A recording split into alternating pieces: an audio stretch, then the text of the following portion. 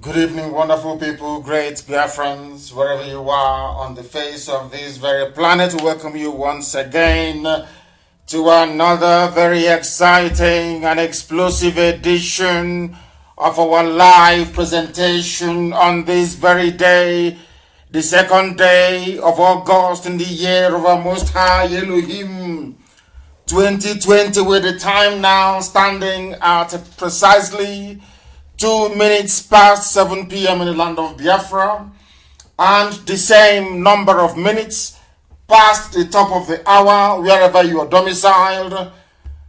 We say good morning, good afternoon, good evening, and good night to some of you, because right across the face of this very planet, men, women, and children are gathered to listen to this very gospel this evening.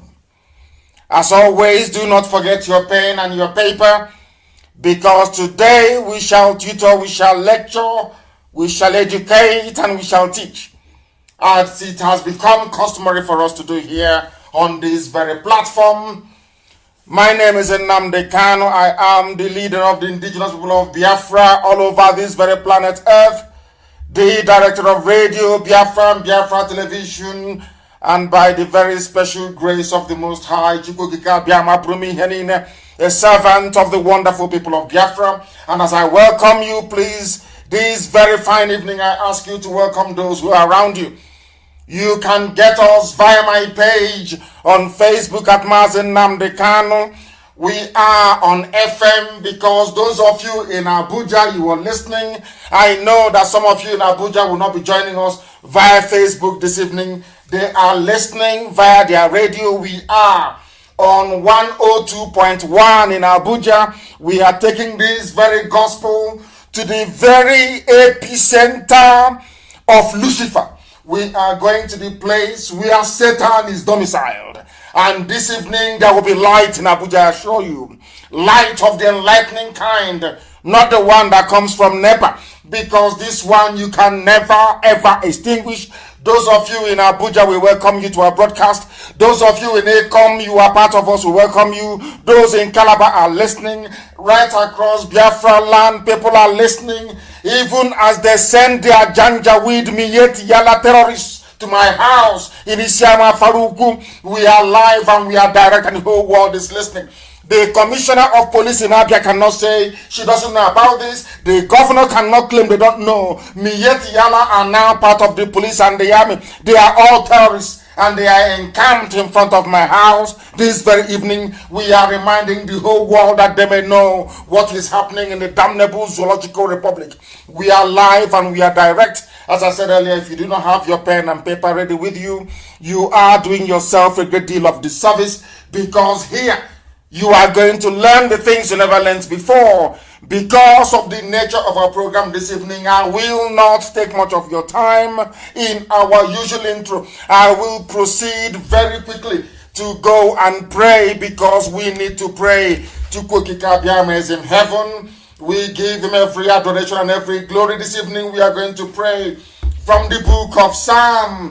That is Psalm 52 we are going to pray, because our freedom is very, very near. The forces of darkness are rising up. The children of hell, they are rising up from everywhere. We know what Loretta Noche is doing with some of them. People are very hungry. People are starving. They come from very poor backgrounds and they need money to survive. And that's what is providing it for them via Loretta Onochie. But this evening we shall go on to expose the darkness in the zoo, all the hidden things they have done, because as we are live on air right now, they are panicking, of course, they are shaking. Wherever they are wondering what revelation is the world going to hear this very day. But before we do any of that, we must go on to consult the Most High, the creator of the heavens and the earth, without whom we couldn't have been here today. The same God of IPOB, the same God of Biafra. Please bow down your heads and let us pray.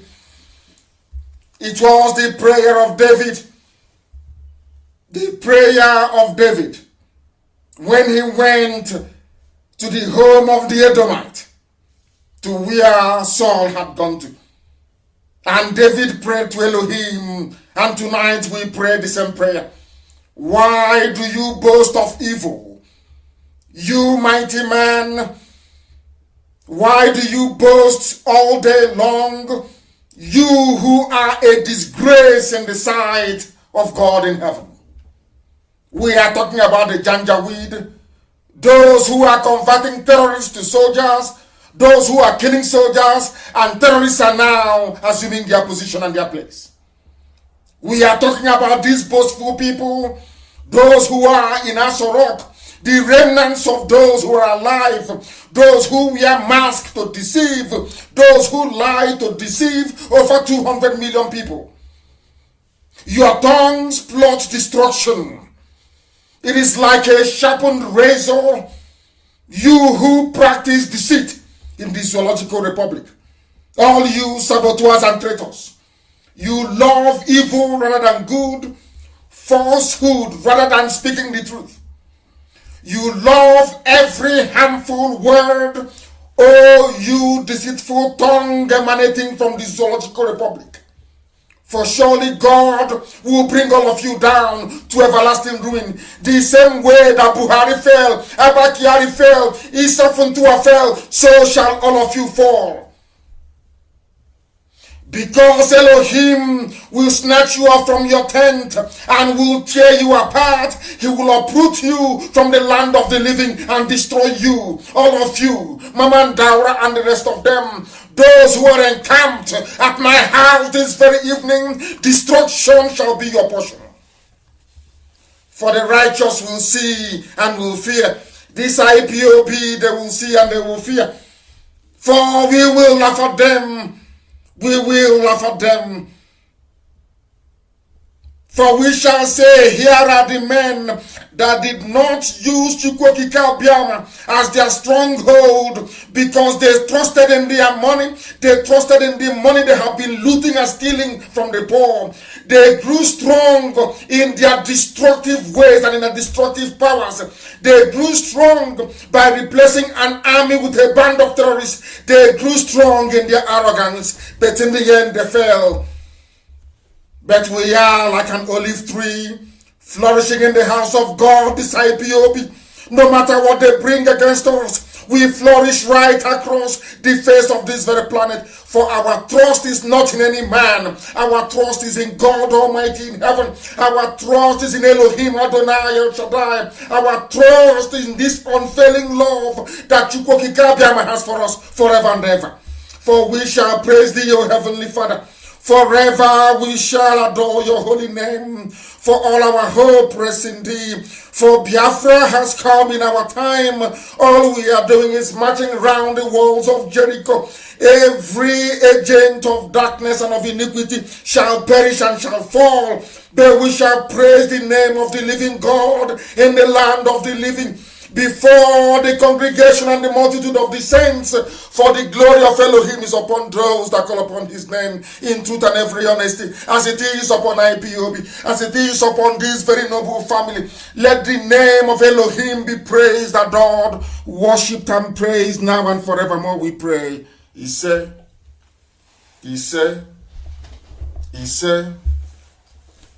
we must preach this very gospel, that heaven may bear us witness. Later on, I don't want people calling. If you call this line, I will block you. If you call any of our lines, I will block you. You should be paying attention, not making phone calls. Pay attention. We are not like anybody in the zoo. We are IPOB, we are Biafrans. Our boundary starts from Benue all the way to the Atlantic Ocean. And our boundaries to the west starts from Edo all the way to Amazonia.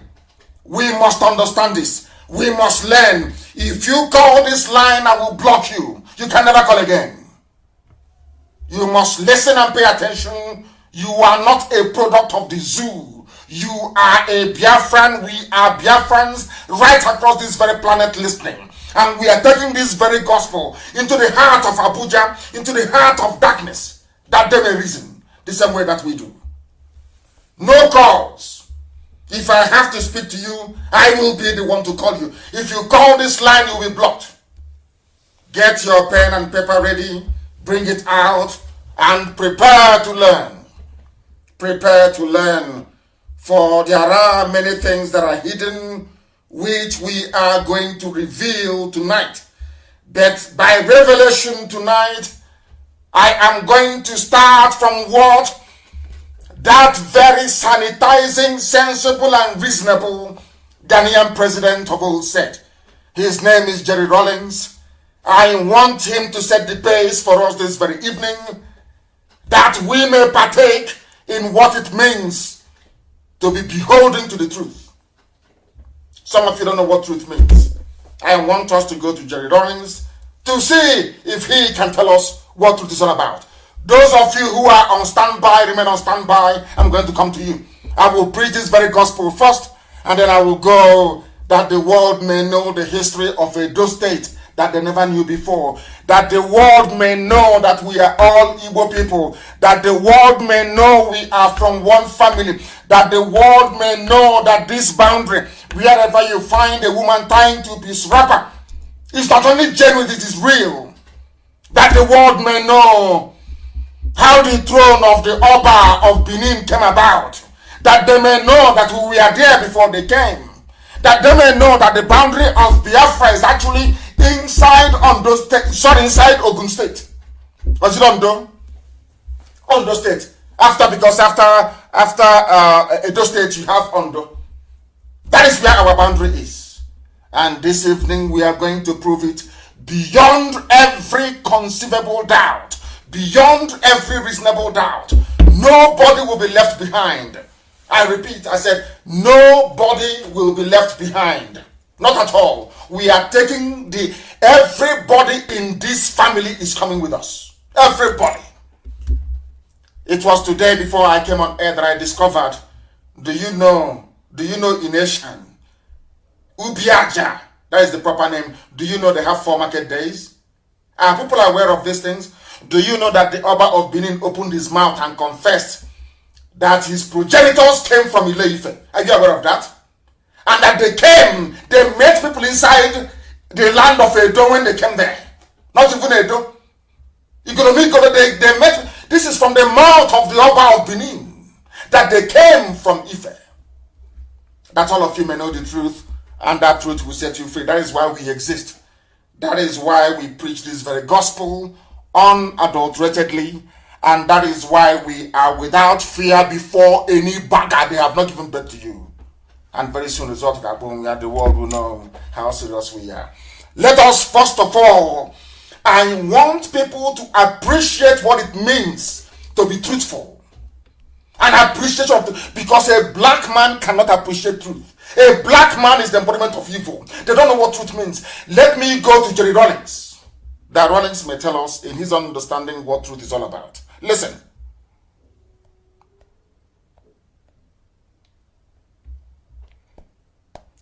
The chemical interrogation test. Listen. I would dare you to go and line up some of your finest policemen, some of your finest heads, some of your finest, what you call it, judges. Make any allegations against me, you included. Whatever questions you want to ask, take me through a chemical interrogation. I will be the one who will pass. I wonder how many of you will pass. You know something, Chief? If we can learn to be bold enough to restore the value of truth in our society, yes, then we will have justice. Without truth, we cannot get justice. Are you listening? Without truth, no justice. We cannot get justice. And that's why we're suffering. Truth is so important. You know what Gandhi said? I don't need Gandhi to tell it to me. Gandhi said he was looking for truth in God, only to discover that God was in truth. How beautiful. How beautiful. Did you people hear that? When people have issues with the way we preach this very gospel, it is because they cannot comprehend the truth. This is from a man that every sensible, or should I say conscientious person in the damnable zoological republic is pleading and begging for one military officer to emulate.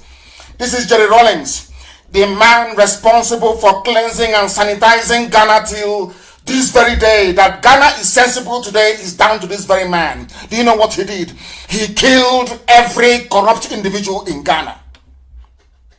That is why Ghana is sensible today. What this very important man is saying is that truth is essential in everything you're doing in life. And Jerry Lawrence went further to say the absence of truth means the presence of injustice. The reason why people are suffering in the damnable zoological republic is because there is no truth in the system. Is because an average Nigerian do not value the truth. And that is why there is injustice everywhere. That is why there are killings everywhere. That is why terrorists are replacing soldiers in the army. That is why terrorists are replacing police people. That is why a terrorist organization can rise up and say, we are floating a vigilante right across the whole nation, when you know that that vigilante is army and police. The Minyetiala vigilante is army and police. They used to kill. Have you seen all the people with fake army uniforms and fake police uniforms all over the place? Fulani people from right across the Sahel wreaking havoc on the lives of people. Yet you cannot speak. Yet you cannot talk. Now you understand why we are very, very important in your lives. Why even as of today, people of Nasarawa are beginning to recognize that we are fighting for the liberation of everybody. We want Biafra, yes, but we want others to be free as well. We want everybody to be free. You cannot be free when you are living in lies. You cannot be free when deception is part of your daily existence. You cannot be free when you abhor the truth. Only truth can set you free. Even Rawlings knows. Him of all people ought to know. And when you claim you believe in God, the only thing that you can see in God is truthfulness. Nothing more, nothing less. Only truthfulness. If you cannot find truth in God, it means you are not a human being. It means you are not a truthful person. And once it is recognized that you are not a truthful person, you are not deserving of justice. That is why the zoo, Nigeria, they don't deserve justice. Nigerians don't deserve justice. That is why there is impunity. That is why there is so much stealing and corruption. And that is why there is retrogression and backwardness. That is why nothing seems to be working. That is why people are suffering. And that is why they are dying. Because they abhor the truth. And the scriptures made us to understand that you shall know the truth. And that truth shall set you free. That is why we are here this evening. To preach this very gospel uncompromisingly, that the world may know. And where are we going to start our gospel this very day? We started from the very old problem, because we must be truthful to ourselves. If you are not truthful to yourself, there is no way you can get out of the mess you're in. Let me give you a very simple example for those who do not know. When you're sick, you have appendicitis threatening to rupture in your stomach, and you go to the doctor and you say to the doctor, oh no, I have toothache. And the doctors will be spending their time battling with toothache, whereas the problem you're suffering from is in your stomach. As you're busy lying, the appendix ruptures, contaminates your entire alimentary canal, and if you are unlucky, you will die from it. The reason why you are dying is because you lied. You failed to disclose that the problem you were having was appendicitis. The same thing is applicable to all the animals in the zoo called Nigeria. They lie to themselves. Your average Nigerian is a natural born liar. A natural born liar. They were born to lie. That is why everybody's suffering. And that is why nobody wants to confront the truth. Nobody wants to stand up and say, what is happening is evil. What is happening is not good. Let us try and change it. Never. Because they are lying to themselves. They are lying to themselves they can be in the same country with the Fulani. They are lying to themselves that you can be in the same country with people who come out openly to extol the virtues of terrorism and lawlessness. All of you know this. But you are cowardly. You close your mouths, you cannot speak. They give you money, you take it, you pocket it, and tomorrow you want things to be better for you. It cannot be. Somebody called Douglas Anele has been writing brilliantly. I think this is the third installment of what he's been writing. Was the amalgamation of the North and the South a mistake? A very simple question. When Lugard came and decided to join us from the south with those of them from the north. Was that a good thing? Let me tell you one good thing that will shock everybody. Do you know that had the amalgamation taken place without the inclusion of Fulani in it, things would have been better in the zoo, Nigeria? Are you aware of that? The only reason why there is suffering and pain is because of the Fulani Janjaweed included in the zoo. And I have said this repeatedly. I want somebody anywhere in the world tonight to tell me any country, any territory, any town, any village that a Fulani is in charge and they're doing very well. Give me an example, because there is none. Absolutely none. Now, the man said that the failure of Azikiwe and Awolowo to unite against Sir Robertson's northernization agenda. Sir Robertson is a British man. But when they came and they found that the Fulanese were willing tools, they converted them to their agents. They became their house niggers to now go and do their evil deeds for them. The question this author is asking is, why was it impossible for Azikiwe and Awolowo to agree? And the failure of Azikiwe and Awolowo to agree is why we are in the mess we are in today. Do you know that had Azikiwe and Awolowo said no to 1914 amalgamation, that would have been the end of it? But they disagreed, and because of that, the zoo came into being. Do you know what this very author said? He said that the agenda of the British modernization agenda is regrettable because it not only allowed Britain to get away with odious political shenanigans that unjustly favored the North, it also laid the foundation for the subsequent entrenchment of Fulani mediocrity colonization, which over the years has crippled the zoo. That colonization is now happening in your backyard. But maybe you live in Lagos, you live in Abuja, you live in Toronto, you live in New York. You are not aware of what is happening in your village. Maybe you live in any other part of the world. Maybe you live in Malaysia, you live in Japan. You are ignorant of what the Fulanis are doing. As at this very night before I came on air, it was confirmed that the vigilante, the Miet Yala was talking about, are ISIS, Boko Haram, and Saru, converted members who are in the army and in the police. In other words, as I'm speaking to you right now, we are under virtual occupation. As I'm talking to you right now, our land is gone. Everybody, I said everybody, including those of you in the middle belt, those of you in the upper belt, in the lower belt, anywhere belt you are occupying, all of you in Oduduwa land, in Yoruba land, you are gone. Your land has been taken. Go to your bushes, go to your forest, and you see what is going on. As they are busy entertaining us with their corruption, busy entertaining us with one mask after the other, as they are busy waving at the cameraman to cut the interview with the impostor in Asorok, what they are doing is embedding their people in our land. I came off a meeting this very evening and I told them that the same mistakes the Hausa people made that enabled the Fulani to overrun them, sadly enough, is the mistake that every ethnic group in the zoo called Nigeria is making today. The same mistakes. And the funniest thing is that if you don't learn from history, history will consume you. History will consume you. If we fail to learn from the mistakes of the Hausa, if we fail to learn, today in Hausa land, every governor is Fulani. In Hausa land, every emir, every traditional ruler is Fulani. If you don't want your life to be like the one of the Hausa in the north, now is the time to rise up, not tomorrow, now. That is why they will pour out in ridiculous amounts of money to try to bribe everything bribeable to stop us from what we are doing. And they have failed. That was why they carried their intimidation to my house this very evening in Isama Faruku. That is their method. That is what they do. That is what the Fulani specializes in. Intimidation and terrorism. Those are their two basic. They lie through their teeth. They are very good at lying. and they are the worst propagandists anywhere in the world. Have you noticed how Oduduwa Yoruba formed Amotekun to take care of Yoruba land?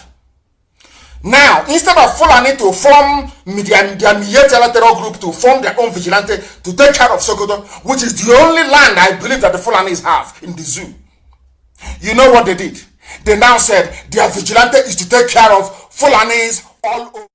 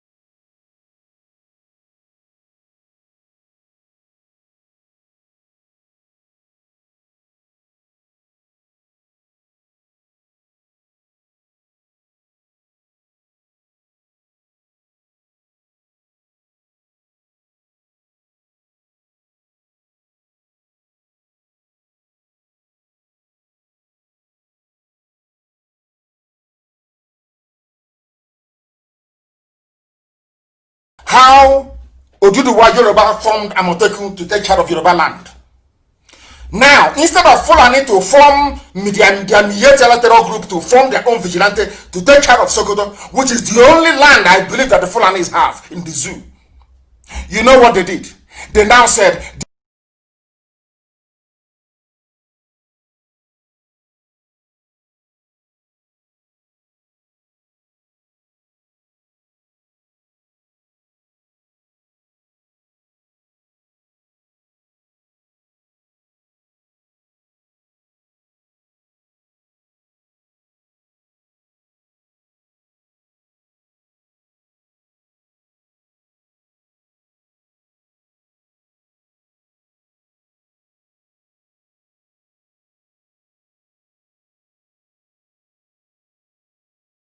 how Oduduwa Yoruba formed Amotekun to take care of Yoruba land.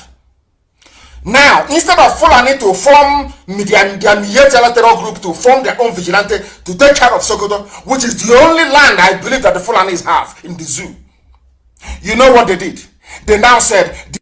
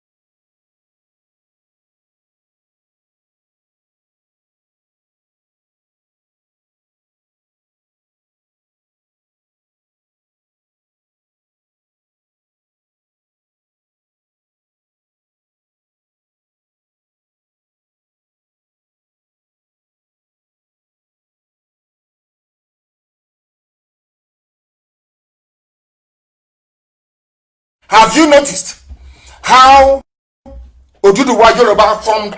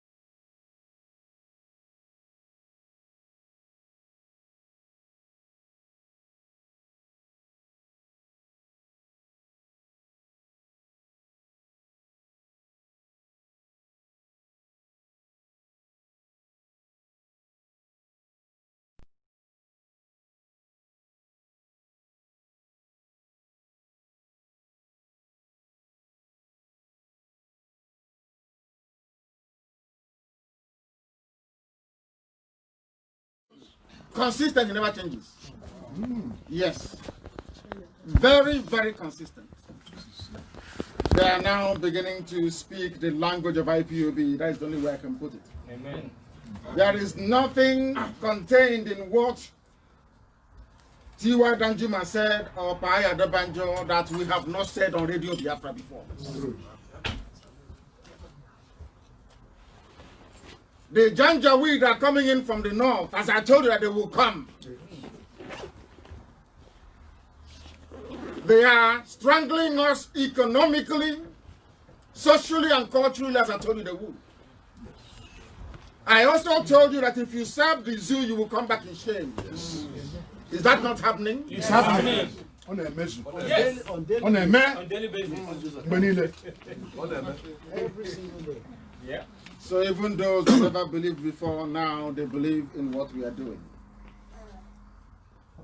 The message from Baltimore today to the whole world and those who are unfortunate to be in the zoo is this: that what IPOB is fighting for is for the betterment of everybody. Yes. Of everybody currently, or should I say presently, we must set those people free. For us to be completely free, we must set others free as well. Yes. And that's exactly what we're doing. And I'm glad to say that their senses are now coming back. They are now realizing that what those miscreants are saying or have been saying for very many years is reality after all. But you know them, shame won't allow them to come out.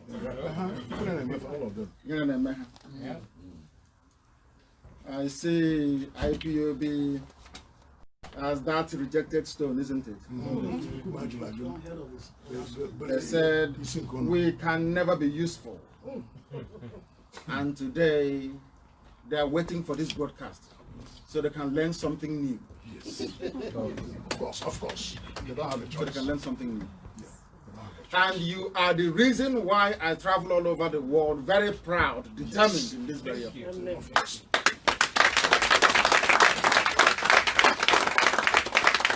Because sometimes I say to myself, why must we continue? 8 p.m. in the land of Biafra, the same number of minutes to the top of the hour, regardless of where you are domiciled. Our enemies are not relenting, but we are resolute. We are more resolute than they are.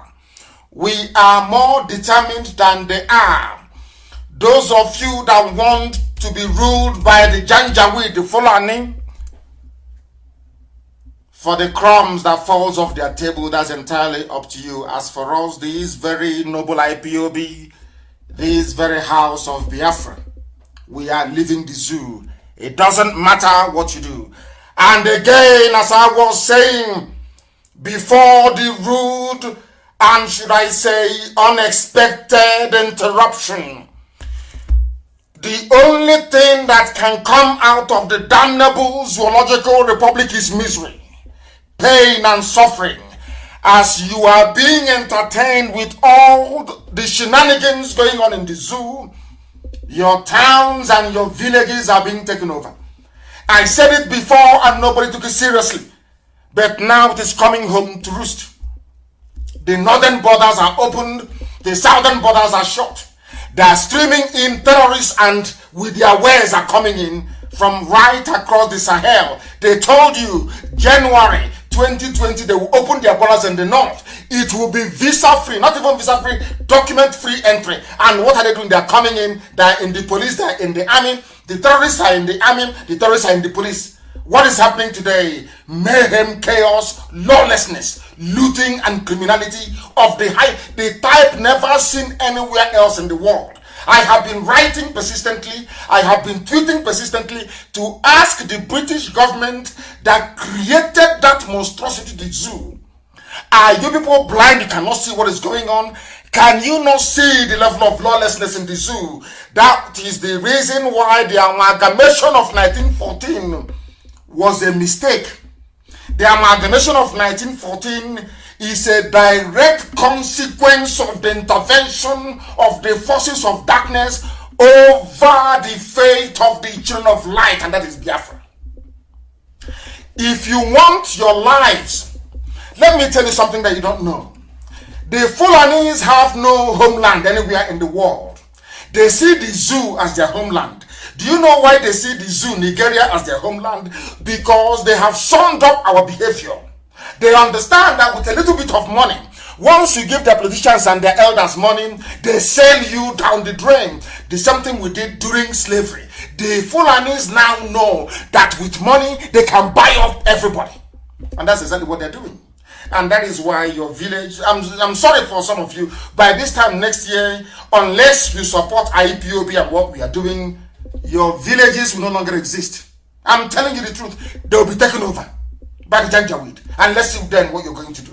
And meanwhile, it is about peaceful, them and their lies, peaceful coexistence. Let's coexist peacefully. Meanwhile, terrorists are in the army. Peaceful coexistence. Meanwhile, patriotic soldiers are being killed by terrorists. Let us live peaceful cohabitation. And they are taking your land. Peaceful cohabitation. Your mothers cannot go to the farm anymore. Peaceful cohabitation. Checkpoints everywhere killing people. Peaceful cohabitation. And your lives are being drained away. Those are their lies. People, sometimes you cut off your nose to spite your face.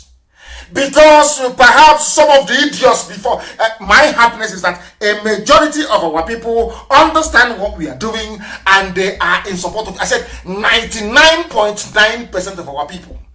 Forget those being controlled by Loretta Onochie. They are doing what they're supposed to do because they will always sabotage us everywhere. But what I want to reassure each and every one of you is that from the beginning, the Fulanis never wanted the zoo, Nigeria, to be one. They never wanted independence. They preferred the white man to be ruling them. From time, they brought out themselves as the house niggers, and Britain rewarded them for their loyalty and servitude. And we are suffering. Nobody, I think I saw somebody tweet today about revisiting 1914. That is how sensible, reasonable people ought to behave. This our brother has been asking this question all the time. All the time. Those who were at the forefront of independence for the zoo, Nigeria, we are all southern politicians. Anthony Nahor, Nnamdi Azikiwe, Awolowo, and all the rest of them. In the north, can you, these people trying to educate you about the love of zoo, Nigeria, they are the ones that went to a conference in Lagos and walked out and said, if you don't allow a white man, the British, to continue to rule these black people here, including us, then we don't want Nigeria. Fulanis opened their mouth and said they want to be slaves to the British. And as a reward, Britain gave them the zoo to manage for them. That is the reality today. Ask yourself, what did Jonathan do during the time of Jonathan? Before Obama connived with Cameron to remove Jonathan. Everywhere in the world was, oh, Nigeria is bad, the corruption, the government is failing. But now, not only do you have corruption, you have terrorists, killers and murderers in the army. The government is taking murderers and killers and putting them into the army. Not only that, you are hearing about the type of looting that will make you vibrate. A woman, Sadia, whatever her name is, took 850 billion, squandered it. Olisabetu is in jail for 400 million naira only. She's Fulani. All of you are there, everybody, both Yoruba, Oduduwa, both all of you from Biafra land, every ethnic nationality, they made all bounds. How many are these Fulani people? Let me ask you a simple question. All these Fulanis, they make sure you don't have electricity. Some of you don't know that the lack of electricity is a deliberate government policy to impoverish everybody. So you don't know that? They used what I call the maxim of the Soviet-era Communist Party. You see chicken. I want to tell you how a black person behaves. You see chicken, ordinary chicken, chicken. Go and bring a chicken tomorrow morning. Suffer that chicken very well. Start to pluck all the feathers. Pluck all the feathers from the chicken. You see the chicken will be crying. as you're plucking all the feathers away from it. After plucking all the feathers, starve that chicken for a day. Believe you me, on the 3rd day, put corn in your hand or rice. That chicken will come to you. That chicken will forget what you did to it. It will forget all the pain and all the torture. The only thing that matters to the chicken is that piece of rice you have in the palm of your hand. That is the way that black people behave. That is the way that the British made us behave. That is the way that the Fulani Janjaweed is making us behave today. No matter what they do to us, it doesn't matter how much they rape our daughters. It doesn't matter how many of us they abduct. It doesn't matter if you cannot get from Zaria to Abuja or from Kaduna to Abuja. It doesn't matter how many bandits you have. Nothing shocks us anymore. No amount of bad news is even going to move us anymore. As long as we are hungry and we are crying and we are asking, let us feed the stomach. I said this thing before about black people. When we started this very movement, I said to the whole world that the problem you have in Africa is that a black man can never put away the need of the stomach in order to pursue the liberation of his soul. He will always put the stomach first. And that is the mess we are suffering today. And that is why when people ask, how about 1914 amalgamation? I said to them, it was the stupidity of the South that allowed the Fulani Janjaweed to take control of our lives. And that is why we are suffering till this very day. In a country where all of you saw it with your two naked eyes. You knew that the elections were rigged. You knew that Biafrans were disenfranchised in Lagos, disenfranchised in Kaduna, in Zaria, in Abuja. Everybody saw it. The EU observers noted it. In their paper, some polling stations were burnt down. All of you saw all of these things. Now, let me ask you a question. How do you intend to change all these things? With your attitude of, 2023, 2094, Edo State, or Basteki versus whoever. Let me ask you a simple question. Have you suddenly forgotten all the things that happened in the past? These are the things that make me wonder what type of God created an average Nigerian. I don't understand it. Anyway, you were not created by God. You were created by Lugard. Now you understand it? Because people are fooling themselves. People are fooling themselves. There is something written in the Times newspaper. And I want this thing to be published, please. I want it to be published tonight, immediately. I want it published on my page. I want people to understand a letter that was written in the Times of London. July 15, 1998. I repeat, the Times of London, Wednesday, July 15, 1998. Let me read it for you. It was written by a white man. You understand? Written by a white man. His name is Peter Smithers. Peter, P-E-T-E-R, as you have Peter. Smithers is S-M-I-T-H-E-R-S. He wrote it. He was writing to the British government. He's a white man. He's British. As I said before, the British people are very conscientious people. An average Briton is a nice human being. An average Englishman, an average Scottish man, an average Welshman, an average Irishman, they are wonderful, beautiful people. But once you take them away from the streets of London, or Belfast, or Glasgow, or Edinburgh, as the case may be, or Cardiff, and you put them in the Foreign and Commonwealth Office, dealing with colonial matters or dealing with Africa, they turn into beasts, they turn into monsters. I don't know why. Somebody wrote a letter. It's called the Nigerian Lesson. This is in the Times of London. As I repeat, Times of London, Wednesday, July 15, 1998. Somebody kindly sent it to me, and I'll read it so that the whole world may hear. This is from Sir Peter Smithers. He's a knight of the realm. The proper sir, not the sir you have in the zoo. These are the proper, these are the knights of the realm of the British Empire. Now listen. Sir, I'm now reading verbatim the letter written by Sir Peter Smithers to the Times newspaper of London. Listen, sir, during the negotiations for the independence of Nigeria, the view of the Secretary of State at that time, with which I agreed, was that in Nigeria, we should attempt to put together a large and powerful state with ample material resources which will play a leading part in the affairs of the continent and of the world. This was attractive, but it involved forcing several different ethnic and cultural groups into a single political structure. The negotiations were complex and very difficult. The chief problem, as I recall or I remember, relating significantly to the control of the police and of the military. Listen carefully, please.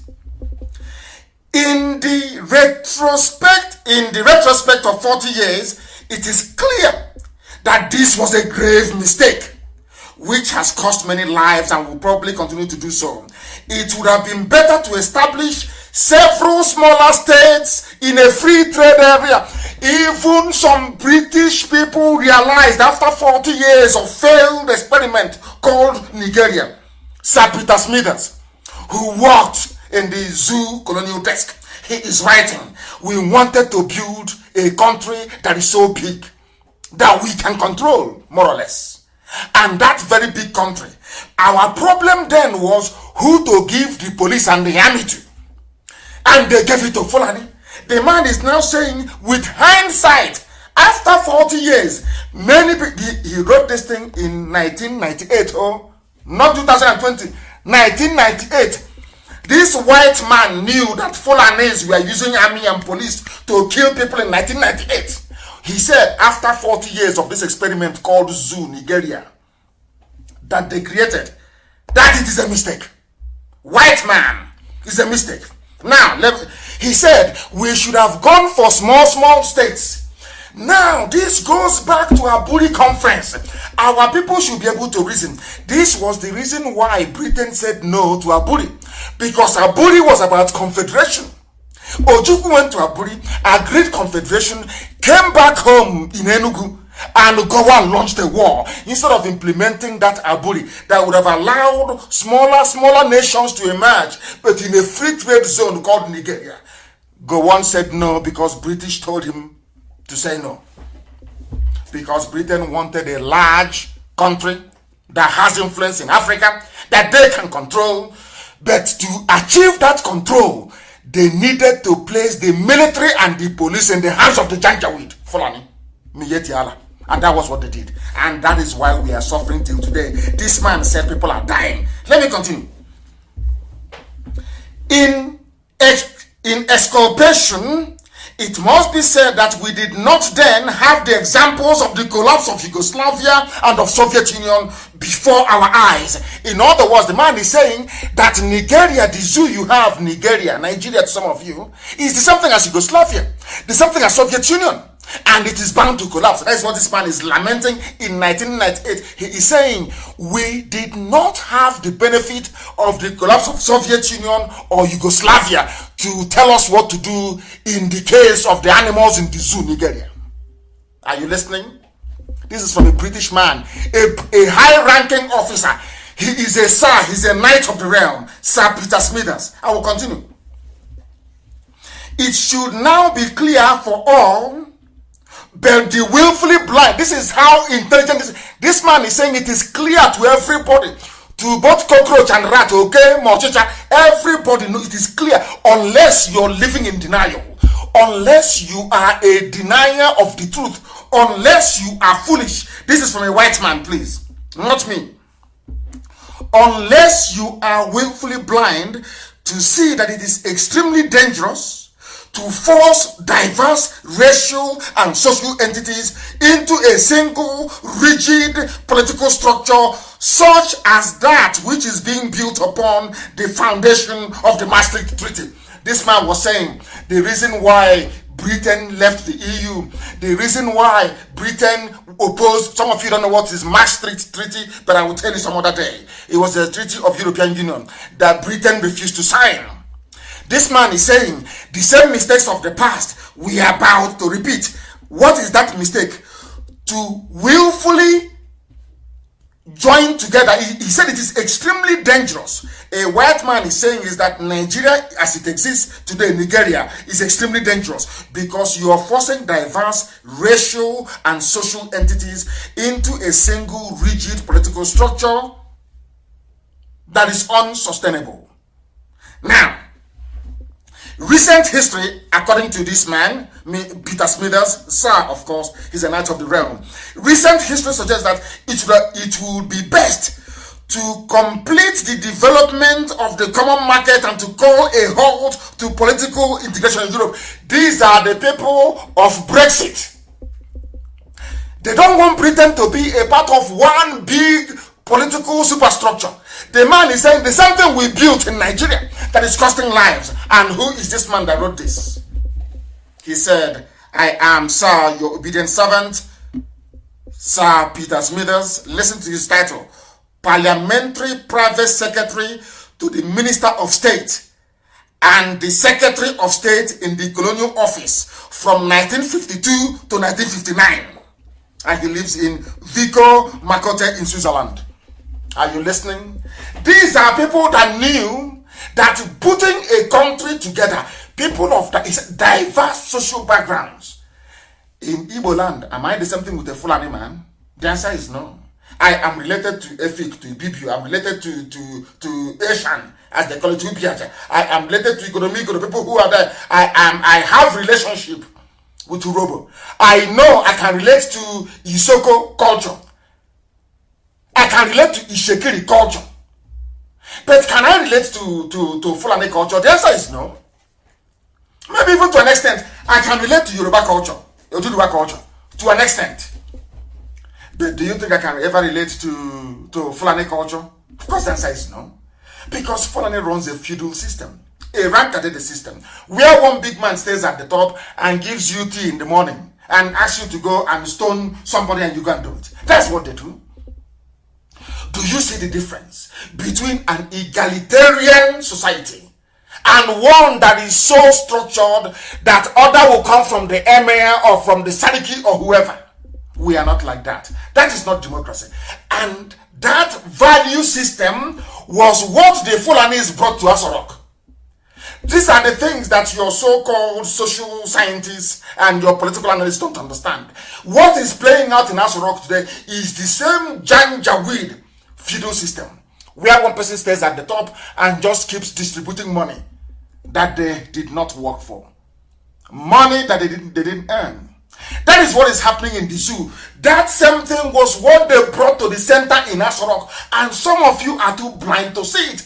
When we tell you that the zoo, Nigeria, is unworkable, try to understand there is no nation on this earth where you have divergent values, divergent cultures and traditions welded together into a nation is a lie. People might say to you, oh, how about USA? Everybody is there. Yes, but if you're coming into USA, you are swearing an oath of allegiance to the Constitution. That Constitution is an Anglo-Saxon Constitution. It is a reformist Constitution, not even Catholic. Not Catholic, it's Pentecostal. The Constitution of America is Episcopal. It is not Catholic. It is not. That was why they were saying that Kennedy was the first and only Roman Catholic president in the USA, in US history. Are you aware of that? John Fitzgerald Patrick Kennedy is the only Roman Catholic, in fact, people were speculating that he was killed because of his Roman Catholicism.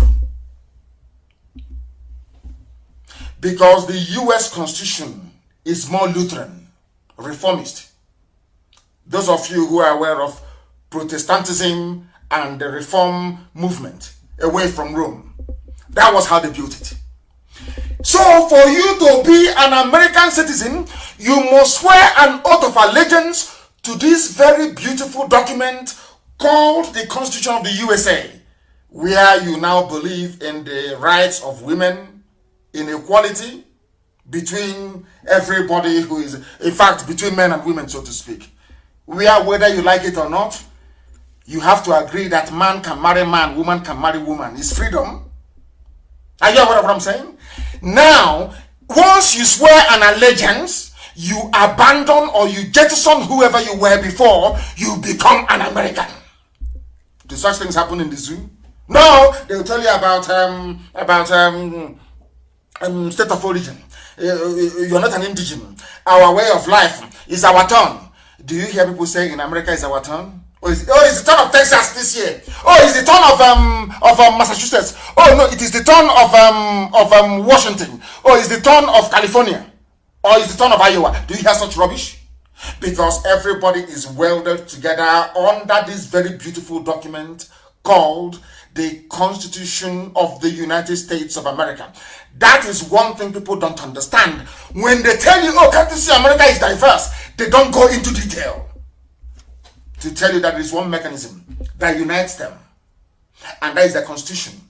And that Constitution was drawn. In other words, for you to become an American citizen, basically you're saying, I want to be an Anglo-Saxon. Because those who that founded America, the Pilgrims, they traveled from England. They are English people from Southampton on a ship called Mary Rose. They traveled, that was why they called it New England. Where they landed in Rhode Island, they called it New England. That's where they came from. Before the Dutch, the Germans started flooding in. And you know when they got to America, they said, we are going to build a society where every man is equal, because in the England they are coming from, the king is saying that he was appointed by God.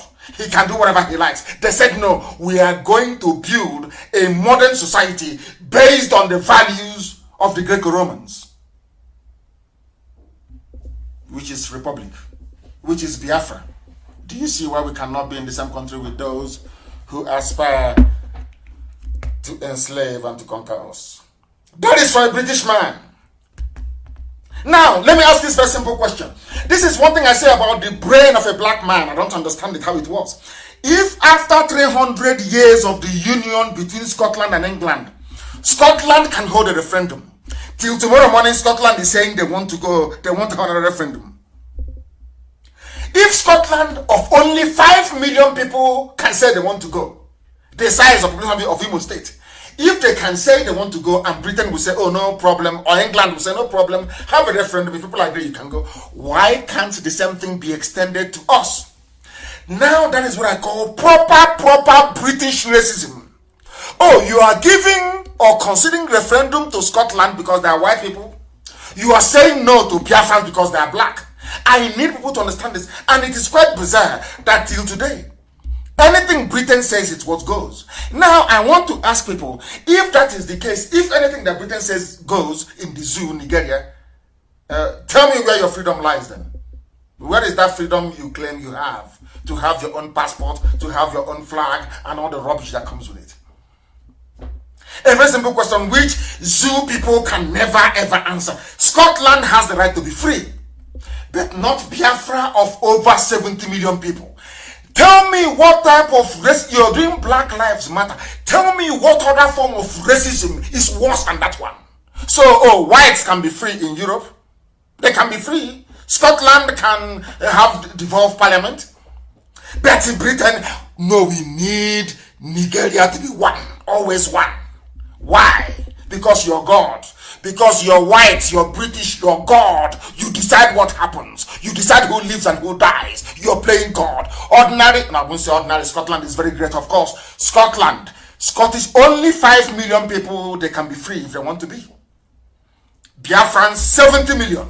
You cannot be free. And people fail to see these things. Our people fail to understand the implications of all these things. That is what disturbs me. That is what leads me all the time to question the quality of education that some of your PhD holders even have. I question it. The right to freedom of association, which is what we are doing in IPOB, is fundamental. When you take away a people's right to choose freely, you force them into violence. I want to make this very clear tonight. They've been pressing us. They are in my house this evening as I'm preaching to you. They are forcing us, and all their friends and their cohorts will not see it. All their friends all over the world, nobody, even Sabo, they have all gone blind. You can see the intimidation. You can see the killings, well documented from time. No one has been held responsible for Paul. No one has been held responsible for National High School Aba massacre. No one has been held responsible for the Isiama Foruku massacre, Operation Pattern Dance. People can see these things. They choose to turn a blind eye. Our madness will start very soon. And when it starts, I have all these things documented. When you talk rubbish, I will bring out one and I'll show it to you. Because what the Fulanis are planning is very, very bad. Every time they tell you peaceful coexistence, that is their mantra. But their Fulani terrorists are busy killing you. Peaceful coexistence. I want to say to Britain tonight, this very message we are giving is directed, as somebody wrote quite succinctly, at the conscience of the world. I want Britain to answer me this very simple question. Britain, why is it, I ask you, that 5 million Scottish people can have independence if they want, but not 70 million Biafrans? What did we do to you? How did we offend you? You went to wars with Scotland in the old. You fought wars before you conquered us and gave us to the Janjaweed. I'm asking Britain, what is the rationale? Just tell us why 5 million white people can vote to be free if they so wish, but not 70 million black people. Do you see the proper racism? Do you see why we're against BBC and BBC and all the rest of them? Do you now understand? Can the Efulefus and the traitors understand what we are saying? Because perhaps your brain is so tiny. You have no brain, you have no capacity to comprehend. You are not learned enough, not educated enough. That is why you are mad in stupidity and ignominy. Very, very sad indeed. Now, this, they tell you every day, we want peaceful coexistence. If you ask Garba Shehu, he will tell you peaceful coexistence. Any idiot you ask from the Fulani Caliphate, peaceful. But are you peaceful? You Fulani, you talk about peaceful coexistence. Aisha Buhari, in her capacity as the head of state of the zoo, everybody is peaceful coexistence. Let's improve security. I'm asking you, Fulani, are you peaceful? Let us find out. They released somebody who claims he's a former, not claimed, but a former terrorist with Boko Haram. They asked him a question. He said, I can't remember the number of people I have killed because there are so many. This is the type of person in an army. And the people go to sleep and they wake up every day, they pretend everything is normal. This is something I can't understand. People go to sleep, they wake up in your army. They can post this man to your village. He said, people go into the army, isn't it? Maybe due to your rank, you've done very well in military school and all the rest of it. This one, his only qualification is that he has killed so many people. He has killed so many people that the only thing the Fulani hierarchy in the zoo can think of is put him in the army. Tell me what he's going to do when he sees a very pretty girl in your village. Because they know now, the Fulani know they can kill anybody and they will get away with it. They killed the daughter of Pa Fasoranti, their Fanifere leader. Has anything come of it? I think people made noise on Facebook and on Twitter. All of us, we are writing, Pa Fasoranti's daughter is dead. Did anything come of it? No, nothing. Now the Fulanis, they understand, as long as the daddy Britain is there to protect them, because anytime something happens in the zoo, the international protocol says that you first go to the colonial master. Anytime there is a problem, you must first consult the colonial masters. I learned this lesson in 1997. I went to the USA ambassador's residence in London, Grosvenor Square then, 1997. I went there with my good friend Ifeanyi Irebu. We met the man who is in charge of the Africa desk. His name was Walter Fulmer, PhD of course. Dr. Walter Fulmer. He spoke to us and he told me clearly, United States of America cannot do anything in Nigeria without the approval of Britain. Face to face in 1997, I will never forget, 1997, September, I was there with somebody, Ifeanyi Irebu. We went to the same unit together. He was a year behind me at now is London Metropolitan University. He read politics. I did politics and economics, political economy. If I left. Oh, Chineke, my goodness. He told us we cannot do anything without the say-so of the British. Face to face. The places we have been to, the things we have seen on behalf of Biafra, you won't believe it. You can't believe it. Now, let me tell you something you don't know. His name is Usman. He is one of the 602 ex-Boko Haram terrorists who completed their de-radicalization, rehabilitation, and reintegration program in July, according to a report by a Zoo newspaper. Now they asked him, he said he is thanking the Nigerian government for giving them a new life. Usman said, none of us was killed during the de-radicalization process. I really enjoyed my stay in the camp, but people who are not armed are being killed. All of you are quiet. All of you must remember what I'm saying. And my happiness is that every program we make, we have it in storage somewhere. You people are here now, laughing, drinking your gulda, having fun. When people who are not armed, just holding a meeting, they are being killed. The army of the zoo, their police is in my house, terrorizing people. Whereas somebody that said, I have killed so many people, I can no longer count. That person is in the army.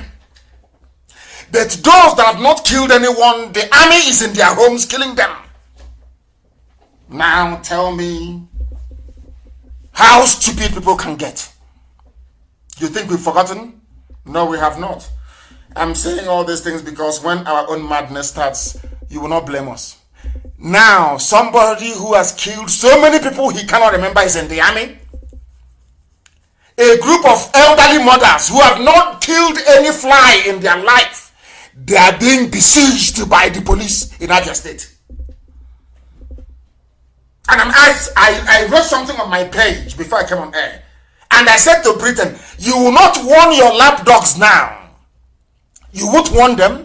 The day our madness starts, it will be Britain who will be at the forefront saying that what Nnamdi Kanu and his volunteers are doing is not good. They will be the ones propagating it for the Fulani.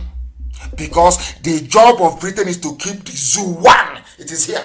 Official. But the same Britain was instrumental in the collapse of Yugoslavia. Margaret Thatcher was instrumental in the fall of Soviet Union. But because those people are whites, they're Europeans, they're whites now, they deserve freedom.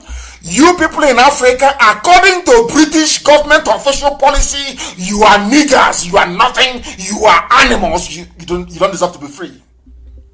That's why we're in bondage. Do you think that Britain cannot call up the Janjaweed and tell them? Do you think that they cannot call up the Janjaweed and tell them? They can't tell them to go back to Aburi. Britain has the power to say, go back to Aburi. But they will not do it. Do you know why they won't do it? Because to them, you are not a human being. Forget all the wishy-washy, hypocritical, equality garbage. No, they don't believe in it. You are nobody to them. Before their sight, you are a nobody. That is why the army can go and recruit murderers and killers. Has Britain complained? No. Has anyone complained in the world? No. Have you heard of European Union, any world power complaining or saying to Nigeria, how can you bring murderers and killers into the army? No. No. Because we are nothing. Because we are blacks in Africa. Unbelievable. Now I want you to listen to this, please. Very, very important. These are people telling you about peaceful coexistence. That is have this in mind. Anytime Fulani wants to commit atrocity in life, they always come up with a slogan.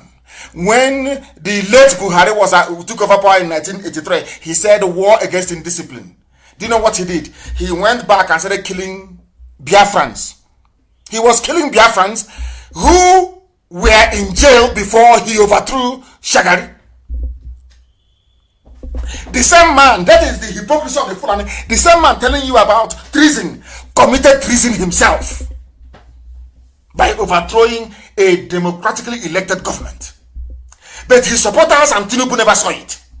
They never complained. The whole world is he's a reformed Democrat. That was what they said. Because they wanted to sell you a very bad product. They said peaceful coexistence. Now let us ask ourselves this question. Those in southern Kaduna, are they living peacefully? Are they Biafrans? I want every ethnic group in Nigeria, I want everybody in that zoo to understand this very simple logic. The Fulanis can never love you. You think the Fulanis hate the Igbo man, the Fulanis hate Biafra as a concept, that they will love you? No. That was the nonsense they sold to Goni people, the same nonsense they sold to Niger Delta, or those who foolishly identify themselves as Niger Delta. That was the same garbage they sold to them. The same Edwin Clark you see crying today, the same garbage they connived together to sabotage Biafra. But everybody's crying today, isn't it? It's no longer an Igbo man. Yoruba is crying. Everybody's crying now, isn't it? Across the TV, people are crying. Idoma, everybody in the zoo, Southern Kaduna, everybody is crying. Baggy, they are complaining in Abuja. To let you understand that you brought all this nonsense upon your head. You allowed the Fulani the leeway to mess all of you up the way they're messing you up out of fear, because most of you are cowards. Most of you cannot rise up against the Fulani the same way that IPOB has done and will continue to do until Biafra comes. We are not going to stop. You think we're going to stop? Rubbish. We are not going to stop. Southern Kaduna are dying. This report is saying indigenes allege government support for ethnic cleansing agenda. It is a Fulani agenda. It was the blueprint by the dead Buhari. They wanted to kill people, to take away from your villages, to take over. Italy cannot talk, oh, there is Ajib. France is not going to talk to you because there is ELF. There is Total. They are making money from oil and gas. So how are they going to talk? Even before we went to Israel, they gave them defense contract. And saying to Israeli businessmen, go and tell your politicians, don't listen to Nnamdi Kanu. I was in Israel, they were telling me to my face to face. Anything I tell is not second-hand, is what I am involved in. And I keep asking myself, why? You go to US, there are US business interests. So anytime there is trouble, let me tell you the way they play this game. Very, very clever people. Fulani, or should I say British, giving them the brain. They gave everybody something that is a portion of the zoo you are enjoying, including Czech Republic. Do you know that that plane that flew to Switzerland later on went to Czech Republic for servicing? Their Air Force One. They will be wondering how I know. Do you know that they're buying arms from Czech Republic? Do you know that? So now, because there is a very healthy, sizable IPOB family in Czech Republic, you know what they do? They go down and say to them, oh, you're there. You have our contract. We are giving you defense contract as they did in Israel. How come you're allowing IPOB to be doing this? That the businessman will now pick up his pen and write a letter to their ministry, maybe Home Affairs, and say, I am so and so person. Our company is making so much money from Nigeria, and Nigerian government is saying that they're upset the way you people are cooperating with IPOB. Because of that, please stop it. You will see them, they will change their interview techniques during asylum, when we seek asylum. That's what they do. That's all they do. They now pressure the business in that country as they did in Italy with Ajib. Ajib is the one now contacting judges, telling them, oh, please, IPOB is this, IPOB is that. Because the zoo has put pressure on them. That's what they do. That is what they do. Some of you don't know this, but we know. And we are countering them every blessed day. If you know the battles we are fighting on a daily basis, believe you me, if you see us, you give us a very cold beer to drink. I'm telling you the truth. A serious battle. That's what they do in the zoo. Or is it in Germany? Because the people putting pressure on the government are the businesses doing business in the zoo because of the money they are getting. All of you are niggers, you can go to hell. That's what they say to you. You are a nigger, you can go to hell. Our concern is the money coming into Germany from Julius Berger, from Siemens. All of you can die. We don't give a damn. That is why what is happening in the zoo, all of you remember Rohingya. Have you all forgotten Rohingya? Rohingya, because Muslims were involved. because in the zoo Christians are being killed, and to be a Christian is no longer fashionable in the world anymore. Maybe to be a Muslim to be a Christian is no longer something to be proud of. That is why they can kill as many Christians, or should I say Judeo-Christians, as possible, and nothing is going to happen. Nothing will happen. Nothing will happen because, has the Pope spoken? The answer is no. How about Archbishop of Canterbury? No, that one wants oil money. Look at ordinary Rohingya. How many people did is it Burma? How many people did they kill? Is it Myanmar? How many Rohingyas did they kill? And it's everywhere. Every news, everywhere you go is Rohingya. Look at the amount of slaughter. The slaughter in the zoo in southern Kaduna is on a daily basis. Has anyone complained? Have you heard people coming to say, oh, we are going to investigate? No, we are the ones, IPOB, pushing and keep pushing for a U.S. Special Envoy to come to the zoo to see the level of carnage and mayhem going on. These are things you need to understand. Now, Minyet Yala are the ones responding. They are saying that ethnic cleansing and genocide is not true. Now, Minyet Yala, the fourth most deadly terrorist group in the world, they are now the government of the zoo. Some of you don't know this, but we do. Well, all of you were there when they gave Minyet Yala 100 billion. What did you do? What did you do? 100 billion given to a terrorist group. And some people say, oh, we support the government. We support what they're doing. You support a government giving 100 billion. That is Fulani for you. 100 billion to a terrorist group, the fourth most deadly terrorist group in the world. Fulani headsman Minyet Yala. All of you were there, sheepishly looking, and you did nothing. Only IPOB complained. That is why I say that in my next life, I don't think I will come close to Africa, believe you me. When I hear about people being stupid, but you have to be on the ground in the zoo to realize how daft our people are. People are lamenting. A 93-year-old woman, Mrs. Azumi Boka, her community were amongst those that was attacked during the latest attack by suspected armed headsmen on Gonan Rogo community in Kajuru government area of southern Kaduna State. In Kaduna State. These are the amounts of killing taking place. People are dying and being slaughtered every blessed day. Every blessed day people are dying. No one is talking. Britain is not talking. France is not talking. EU is not talking. Nobody is talking. Do you know why? You are blacks and you are niggers and nobody gives a damn about you. Until you give a damn about yourself. Because Fulani is taking all of you. All of you. Not only that, we have said this before, we continue to say, the aim of the Fulani is to take over everywhere and bring in their people from the Sahel. So they can now say that Nigeria is Fulani homeland. Some of you are too foolish. You are blind, you cannot see. But we can see. Is it only Biafra that is suffering? All of you that ganged up against Biafra, how far? Now, I'm asking you. Are you having fun? All the lies they told you, all the lies they told you through go on, all the lies, the deception, the deceit. Igbo man is the problem. Biafra is the problem. Where are we today? Are you having fun in the zoo, Nigeria? The answer is no. Now, let us even go to those that fought for them. The bulk of the soldiers, I keep saying this all the time, only if the soldiers can put the need to save their lives and their communities over and above their stomach. Those that fought the war were those from the Middle Belt, or maybe those from Kanem Borno Empire, which is Borno State.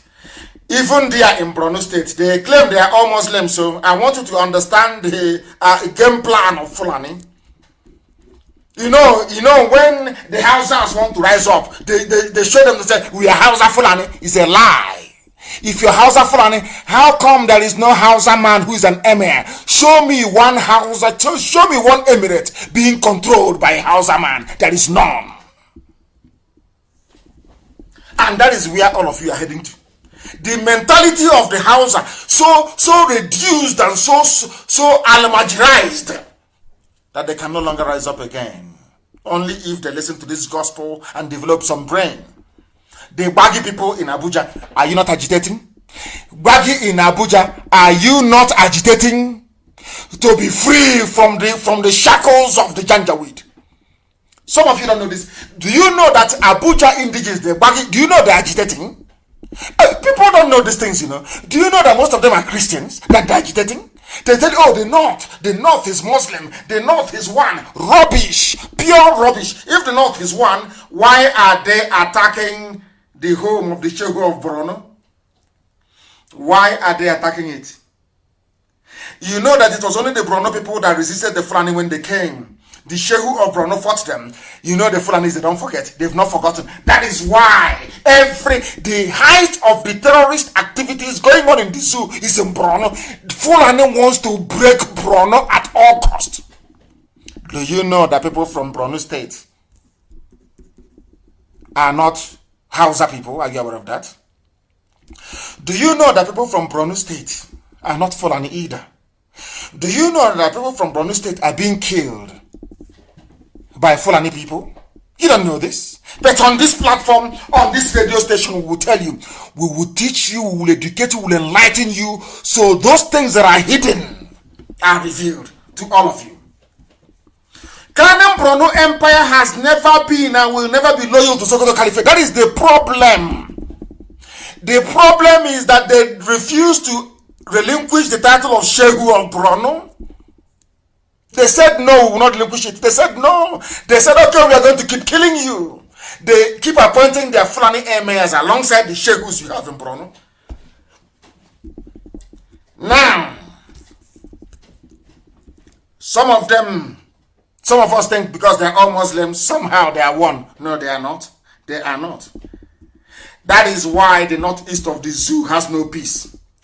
That is why most of the monarchs they have been killed by Boko Haram.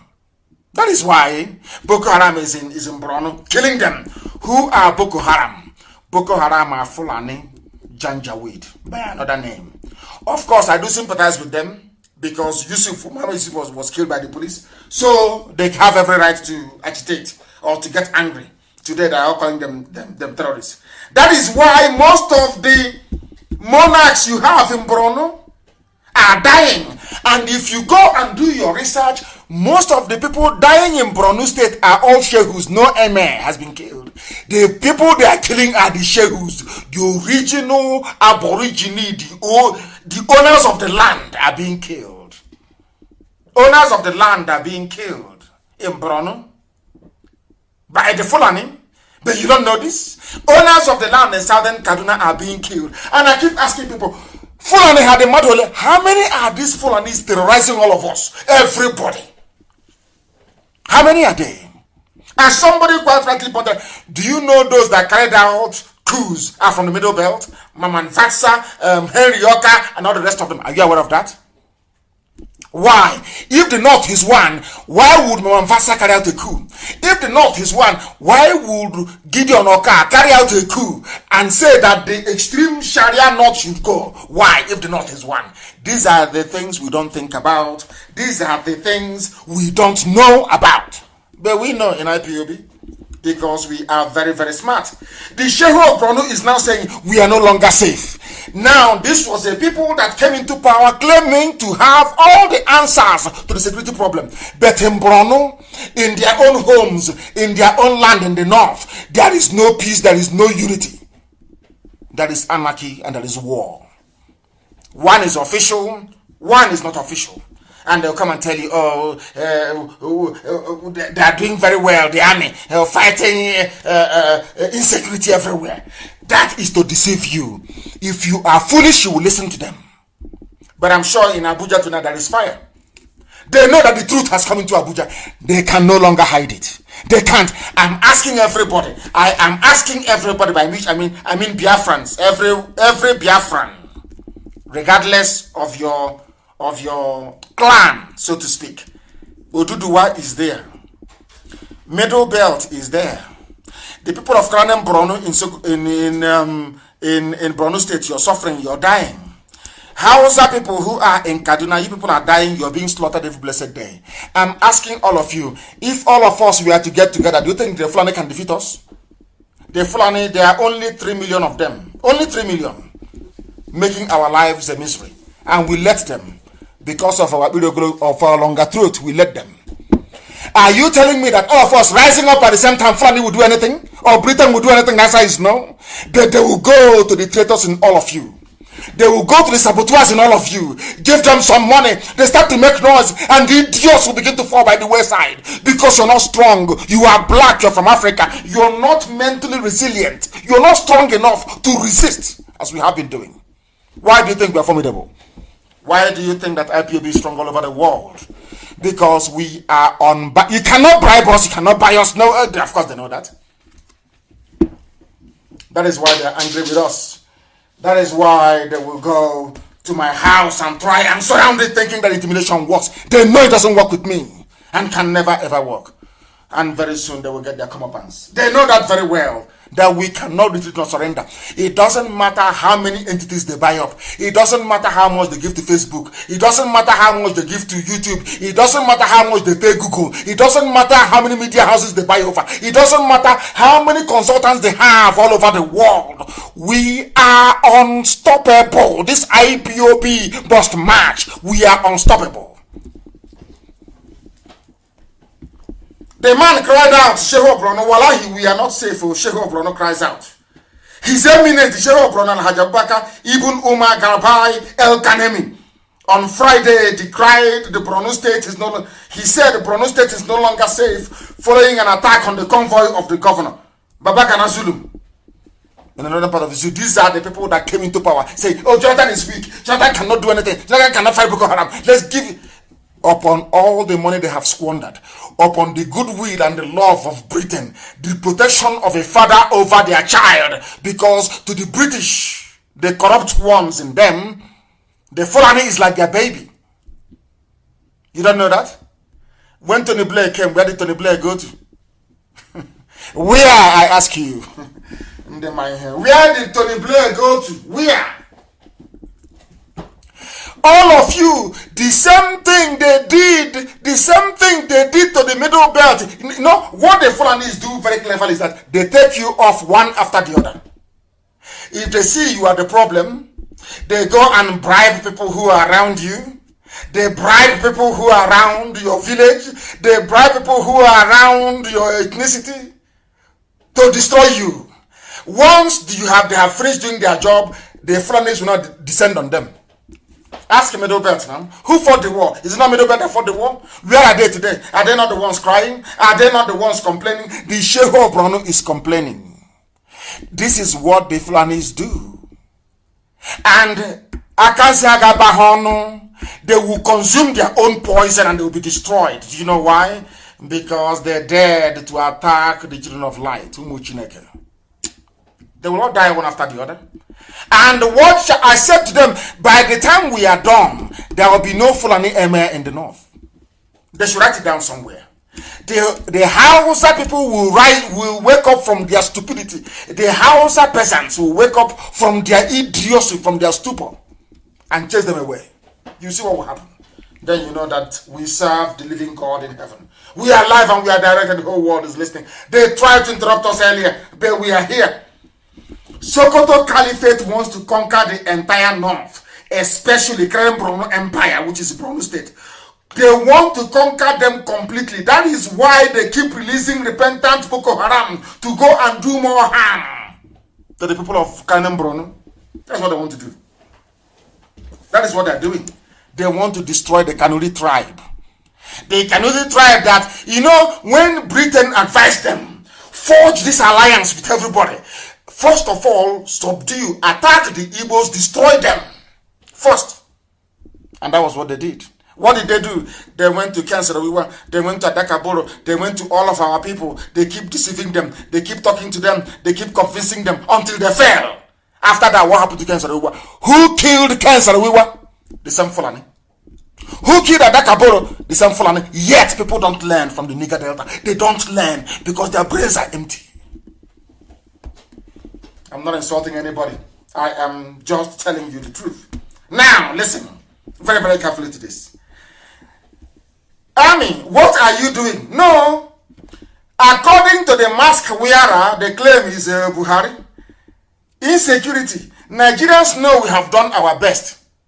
You have done your best that you are in Isiama Faruku this night with your army and police. But you're saying you don't have soldiers to go and meet terrorists in the north. We have done our best. That is a signal to Boko Haram, a signal to Minyetiala. Do anything you can. Britain have now given us the green light. We can take over the whole place. That's the meaning of this. If you go, oh, we have done our best. There is no condemnation. Nobody is condemning them. This was a news they carried. Ismail Sorok, he says that they are saying that the regime, this very regime, had done its best as far as fighting members of Boko Haram is concerned, and the militants in the south. And I ask the whole world, our people in the coastal land of Biafra, are they fighting? Is Avengers fighting? The answer is no. Is anyone fighting? The answer is no. But you see how clever the Fulani thing they are. They had to smuggle in south. So that when Britain is going about around the world lobbying for them, Britain will say, oh, it's not only in the north that is problem. There's also problem in the Niger Delta area of south. Do you see? I don't know why people don't do, why we black people we don't reason. Do you see what Britain is doing? Do you see their game plan? So we have done our best in fighting Boko Haram and also in the south fighting militant. And I'm asking them, where are them? When was the last time there was militancy in the south? So-called, or should I say, in the southern part of Biafra land? None. But they will keep quiet. They keep quiet. Igbo man is your problem. You see it? They now had to smuggle in. Everybody was there when Avengers was doing something marvelous. And the governor stepped in and said, no, Avengers, no, take money. Stop. And they stopped. Since then, have you heard of Avengers again? The answer is no. Why are they including South in their nonsense of insecurity? That is to tell you how evil and dubious people are. And it's a very big shame that our people allow them to get away with it. All of us are allowing them. Now, can you imagine Oduduwa and Biafra coming together? Is it not game over? Is it not game over? But the Muslims who are within Oduduwa will not allow that to happen. That's the way it is. But it is too late. It is bound to happen anyway. It is bound to. That thing that Azikiwe and Awo failed to do, this generation must do it.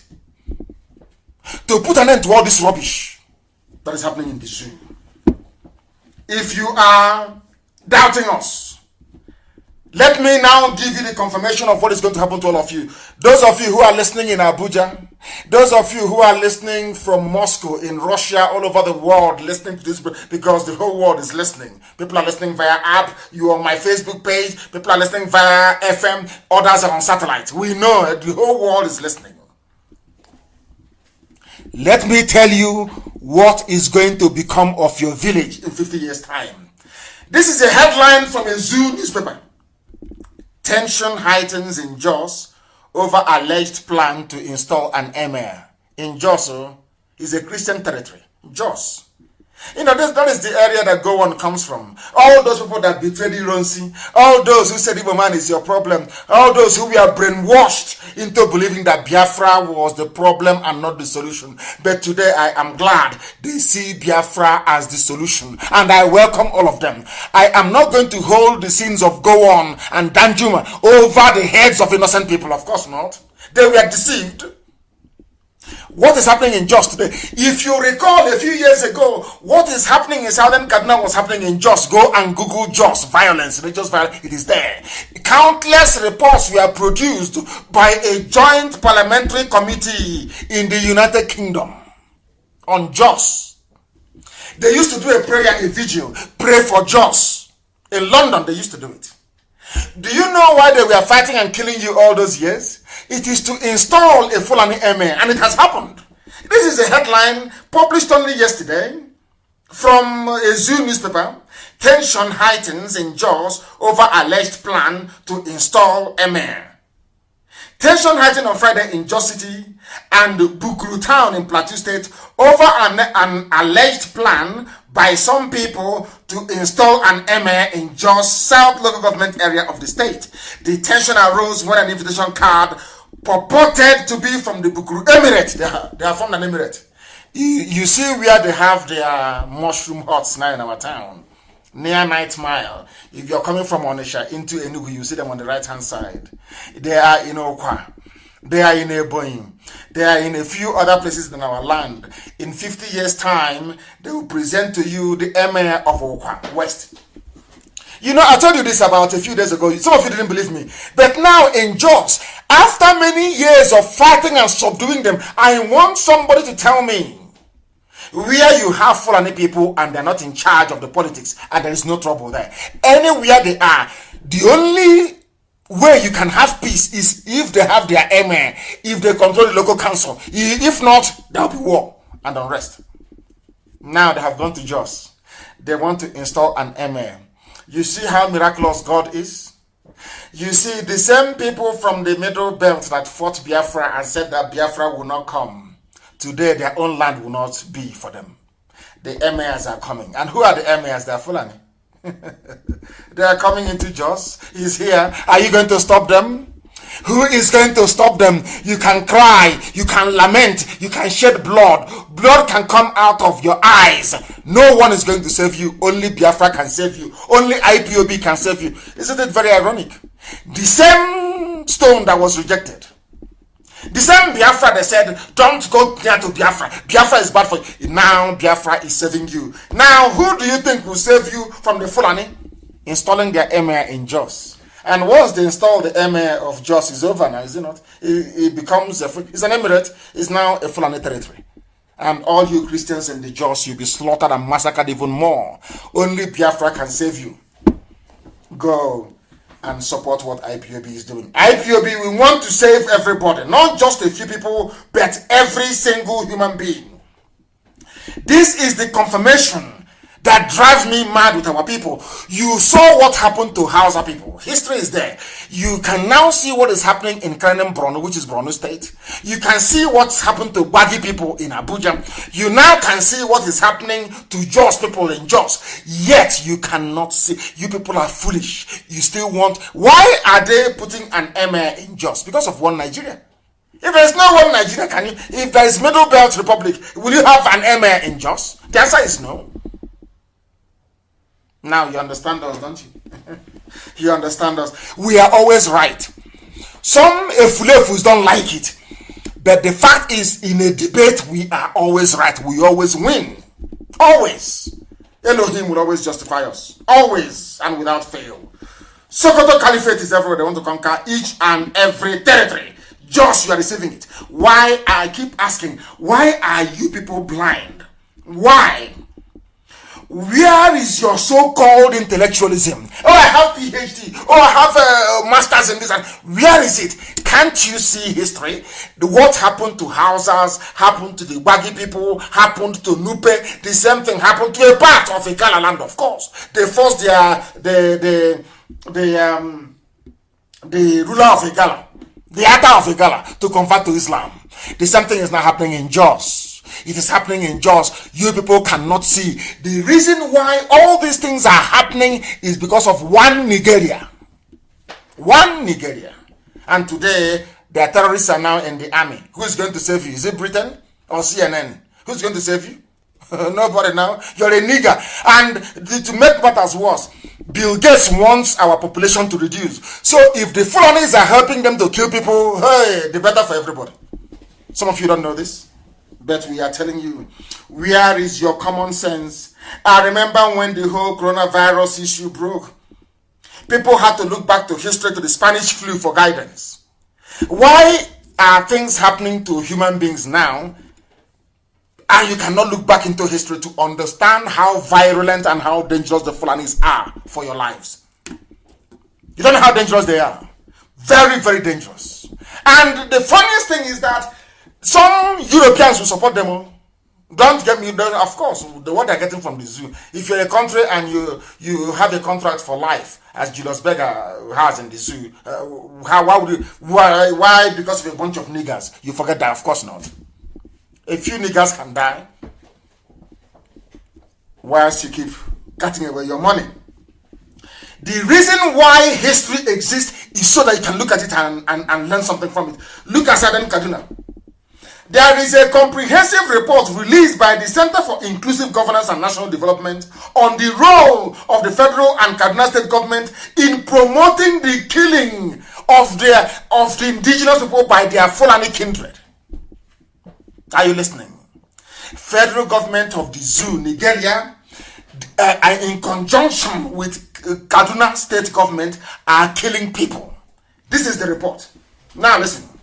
Kaduna state and the federal government, they have provided an enabling terrain for Fulani terrorists to eventually take over the whole of southern Kaduna and other parts of northern Christian communities through deployments of heads of security agents who are purely Fulani Muslim. As I told you before, police Fulani, army Fulani, civil defense Fulani Muslim in Christian communities. That is why they don't want you to be free. That is because only under, people must understand this. The reason why that, because you are under one Nigeria. Once you're under one Nigeria, they can deploy, the IG of police can put Fulani men anywhere they like. You cannot stop them. Now you understand it, don't you? You understand it? Now listen very carefully, please. The approval and granting of a biased, brazen and sudden request from Governor El-Rufai that all policemen of Southern Kaduna extraction should be transferred out of Kaduna State. You don't know this, but we are telling you. Do you know that the governor of Kaduna State, rather than have the policemen from Southern Kaduna, indigenes, police their communities, they said no, transfer them outside the state so you can bring them Fulani and they'll be there, they'll fold their arms as their terrorists are now slaughtering you and you do nothing. Only Biafra can save you, can save all of you in the zoo. Only Biafra can save all of you. The approval now has to tell you something. This was granted since 2017 by the former Inspector General of Police, Idris Mohammed. Idris Mohammed signed it as an order that no Southern Kaduna policeman should be deployed to Southern Kaduna. Instead, ship them out and bring in Fulani. So they'll be there watching as people are being slaughtered. Since the creation of Kaduna State, that all the combination of all the heads of agencies deployed to serve are skewed in the interest of Fulani people. Now you will be surprised. That was the same man that paid terrorists to stop killing indigenous people. Now, who is the governor of Kaduna State? He's a Muslim. His name is Ahmed El-Rufai. Who is the deputy? Hadiza Balarebe, Muslim. Who is the speaker of the House of Assembly? Yusuf Zailani, Muslim. Who is the chief judge of Kaduna State? Mainly Christian state, to remind you, Mohammed Lawal Bello, Muslim. Who is the Attorney General of Kaduna State? Aisha Diko, Muslim. Who is the Army GOC in charge of the area? His name is Major General Muhammad Usman, Muslim. Who is the commanding officer? 313 Artillery Regiment of Kaduna, Lieutenant Colonel A.K. Muhammad, Muslim. Who is the Air Force officer commanding Kaduna Air Force Base? Air Vice Marshal Musa Mukhtar, Muslim. Who is the commander of the Nigerian Air Force Base, Kaduna? Group Captain Haidi Ahmed, Muslim. Kaduna Naval Command, they have Naval Commando. Well, there's no sea there, but they have Naval Command. That is the zoo for you. Rear Admiral Tanko Pani, Muslim. Who is the Commissioner of Police in a predominantly Christian state in the north? His name is Umar Muri. He's a Muslim. Who is the DSS man inside Kaduna? His name is Idris Ahmed Koya. He is a Muslim. Who is the commandant of the Civil Defense Corps in Kaduna? His name is Babangida Utusema. He is a Muslim. Who is the controller of the prisons in Kaduna? Sanusi Dan Musa, Muslim. Who is the immigration controller in Kaduna State? His name is Mr. A.A. Bauchi, Islam. Who is the Corps Marshal? That's road safety in Kaduna State. His name is Garoba Rimi, Muslim. That's how they roll. You see, very few Fulani, but they occupy everything. And instead of ordinary people to open their eyes to see what is before them, they are busy squabbling and talking about one Nigeria. Talk about one Nigeria and you die in it. Now, everybody knows that Kaduna State is known to have a very large Christian population. They are dominant in at least 10 local governments out of 23 local government areas of the state. But a state which has 8 heads of security services, saddled with the responsibility of securing the lives and properties, however deliberately selected to be Muslims, no Christian in it. No Christian whatsoever. That tells you all you need to know about the zoo and how the Fulanis operate. And that is how they steal your mandate. They bring somebody from number 4 to number 1. And nobody can complain. That was how they finished off Zangon Kataf, the government area, where El Rufai mandated a committee to produce a white paper that will help him take the land of the people and give it to the Fulani terrorists. These things are happening in a place where they claim they have democracy. And all of you are quiet. The more you are quiet, the more the Fulanis will decimate all of you. Now, the zoo, remember, these same people, let me tell you how, you'll be wondering, how do they make their money? How do they keep all of you quiet? How can you have only 3 million people controlling 200 other million people? How is that possible? Because Fulani knows how to steal. They know how to steal very, very well. And I must give them credit for it. They also know how to share. They know how to distribute their largesse. They know how to do that very, very well. Now listen very carefully. The zoo was sold to China for 5.3 billion. Have you forgotten? And how many of you can remember? How many of you today can remember that the zoo was a company before owned by the Royal Niger Company, Royal Niger Company, so to speak? Sir Goldie sold, you and I, the Nigeria, sold it to Britain for, I think it was 85,000 pounds or thereabout. I'm sure that Karamonde will correct me if I'm wrong. The whole of the zoo was sold to Britain for 85,000 pounds. Today, they are selling it to China for 5.3 billion. That is to tell you that Nigeria never existed. It's never a country, can never be. Never a nation, and can never, ever be. In other words, as somebody wrote very cleverly, if you have $6 billion now, you can buy the whole of Nigeria. You can buy everybody, any millionaire now, anywhere in the world with common $6 billion. You, as Elon Musk is, or maybe Bill Gates, if Bill Gates really wants to reduce the number of people in the world and wants to kill 100 million Nigerians, as he's been planning to do, all he needs to do is to dip hands in his pocket, produce only common $6 billion, and you can buy everybody. China bought sovereignty of the zoo, Nigeria, for 5.3 billion. So with 6 billion, you can also buy, you can outbid China and then buy the whole of the zoo with some change on top. That is how useless and how low our lives are. Very, very sad indeed.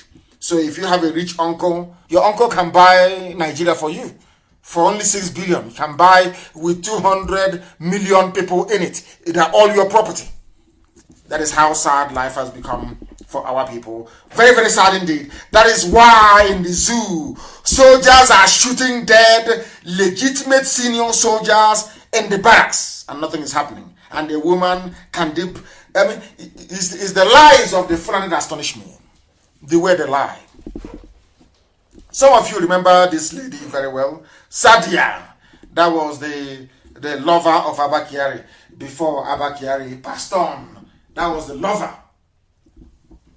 Unbelievable. Unbelievable. That is to tell you how sad life has become in the zoo. How very sad life has become in the zoo. That is this lady. She is called, you know, the palliative lady. Lady Palliative.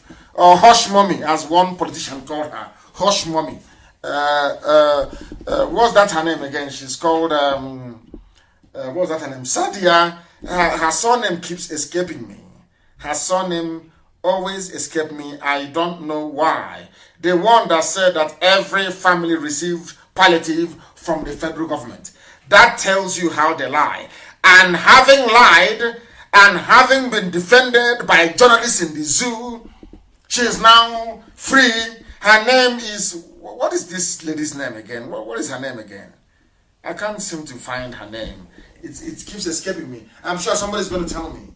Somebody is going to tell me the name of this Sadia somebody. I've forgotten her full name. Is that her surname that keeps escaping me? But I'm sure I'm going to find it. She has gotten away scot-free with her lies. That's all of a sudden every family received palliative. That is how sad they are. And let me tell you, when I tell you that the white man is in love with the criminality of Fulani Janjaweed, you thought I was joking. World Bank approves $500 million loan for girl child education in the northern states. They've come again. These are the people with all the money in the world. These are the people who have been ruling the zoo from day zero. They have stolen all the money.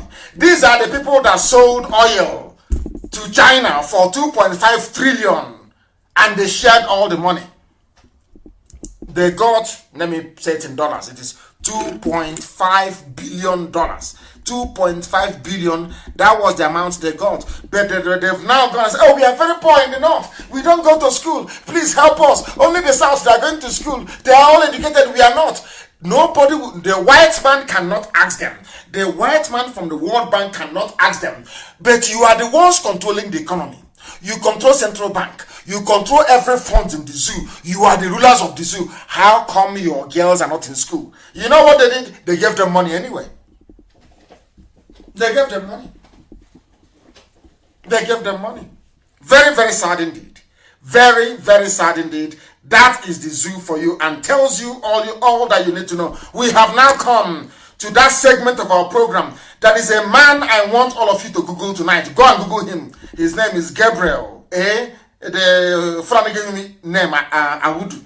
His name is Gabriel Oyibo. Oyibo, as all of you know, is an Igbo name. He is a mathematician extraordinaire. One of the most intelligent men in the history of creation. Very, very intelligent man. He is from Kogi State. He is a PhD holder.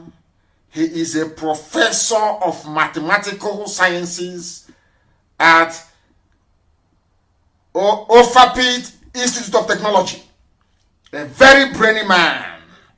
A very, very intelligent man. Highly intelligent. He's from Kogi State. His name is Oyibo, but I gave him Awudu for your information. I now want to take us to the aspect of our program tonight that I promised you we're going to bring to you. This very aspect is very, very, very, very important. That people understand the boundaries of Biafra. Where Biafra starts from. Sadia Farouk, thank you very much. Sadia Farouk, thank you very, very much. Somebody has given me her name. Hush Mommy, Sadia Farouk, 850 billion missing. With the money, they can conquer everybody. Sadia Farouk, that is her name. That is her name. I am trying to go and get our people to join us this very evening for this very program because I did promise them I was going to go to them one after the other. I wish they can come and I will ask them questions, ask them where they come from. They are going to tell us because the whole world is listening. And I'm going to ask them very serious questions. And I'm sure that they're going to answer. I will ask them questions and they will answer. Very, very critical, very, very important. I am trying to get them on the line. Please, before we bring in Owa, can you give us your name and where you are, please? Very, very important. Our lines are not open. Our lines are not open. I am the one making this very call. Our lines are not, don't call. Don't call this line, please. I am the one to call if I need you. Can you give us your name, please, and where you are? Hello, Mazi Nnamdi Kanu. My name is Armstrong Omeje. Armstrong Omozoge Omeje. I am currently in Parkes, New South Wales, Australia. It's currently 6 a.m. in the morning, Sunday morning, 3rd of August, 2020. You are in New South Wales, is that correct? In Australia? Correct. Yes, sir, New South Wales. And where do you come from, please? I am from the land of Idu. Biafra What is land. Idu? We don't know what Idu means. Please clarify for us. What does that mean? Okay, I will definitely, sir. Idu is in a part they call Edo State, present day Edo State. Yes. All right, we are all descendants of Idu. Edo State is a foreign name, such as, and Benin as well. We don't know what those name means, although those name Edo was derived from the son of Oromia. We'll get to that later. Tell me where you come from specifically. Okay. I am from Ekboma in present day Edo. My village name of my village is Uhiele. Uhiele. That is where I'm from. So and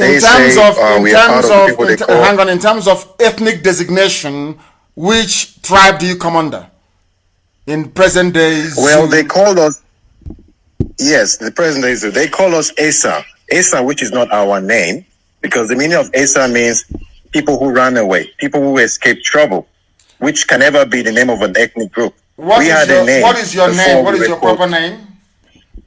From findings and research from reliable sources, I found out that our real name is Ubiaja. The original name was Ubiaza, but now today is now known as Ubiaja. Although there is a village, one of the villages in the Esan land is called Ubiaja. No doubt about that. However, do you know Ubiaja sounds Igbo? Are you aware of that? It is. I know that, sir. I absolutely know that because we have a very strong relationship together. We are brothers. We are the same people. However, who and who is the same people? Please clarify for me. Who and who are the same people? We and the Igbos and all Biafrans. We are all Biafrans. We've always been Biafrans right from the beginning. So you're telling me that Asian people are Biafran people? Is that what you're saying? Asian people are Biafran people. Even the Afema people are Biafran people too. The whole of Edo State is Biafra. Only the royal family and few families that moved from Ileife with them. Because every part of Edo State is Biafra. Every part of, I will get to that later. How many piece wrapper does your mother tie, if I may ask? Of course, 2. It's not a new thing. Everybody knows that. 2-piece wrapper. 2-piece wrapper. Ask anyone in Edo State. Do you have masquerade in your village? Do you dance masquerade? Because that's one thing that unites Biafrans as well. Do you have masquerade in your village? We do have masquerade. Yes, sir, we do have. Absolutely. Do you have any historic link to the palace of the Oba of Benin? Are you related in any way, shape, or form? Absolutely not. We don't even know what the name Benin is.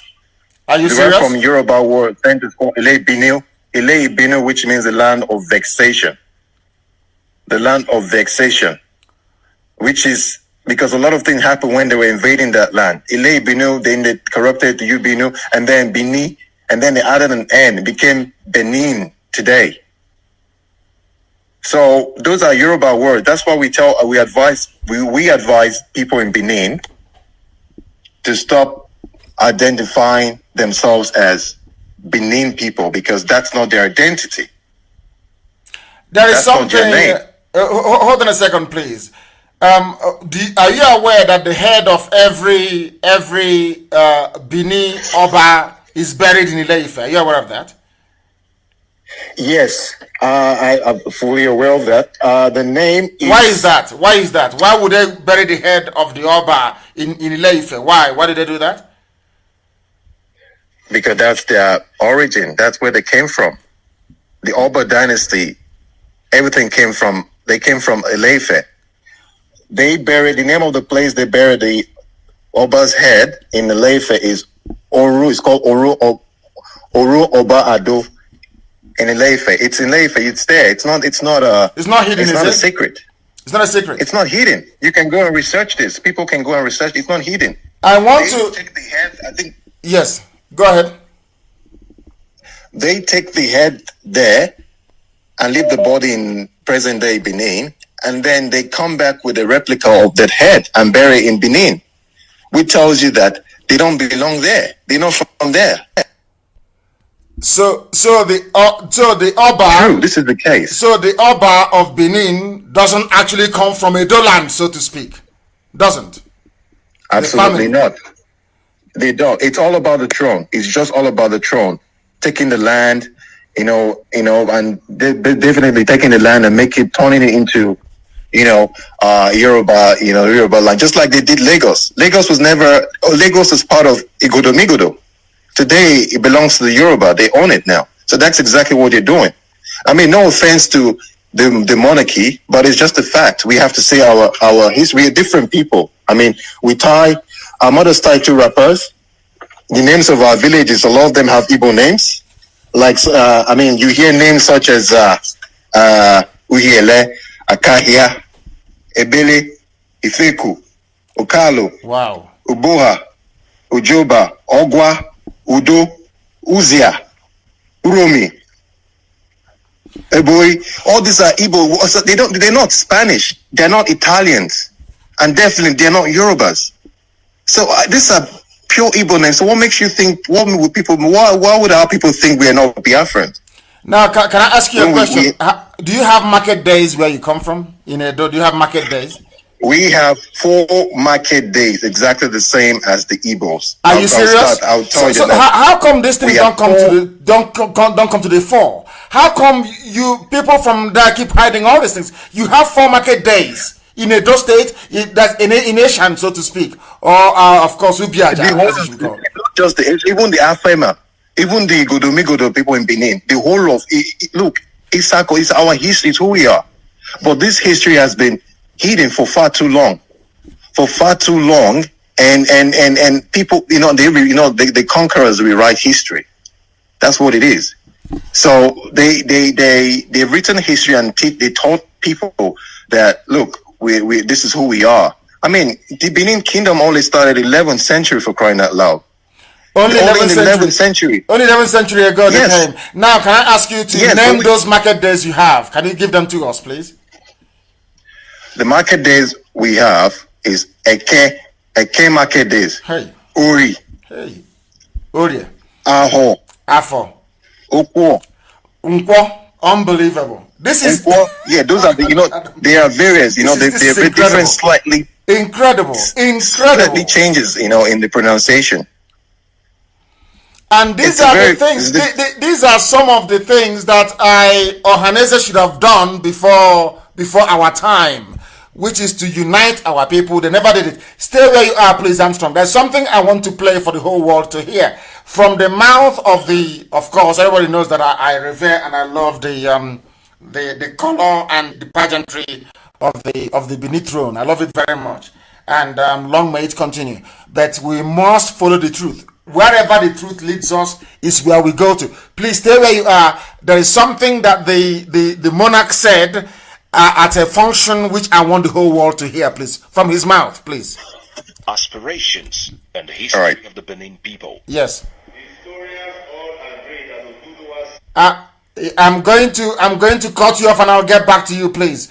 I'm going to cut you off and I'm going to get back to you so the whole world can hear this, please. His son, Oromia. Let's start from the beginning. Aspirations and the history of the Benin people. Yes. Historians all agree that Oduduwa sent his son, Oromia.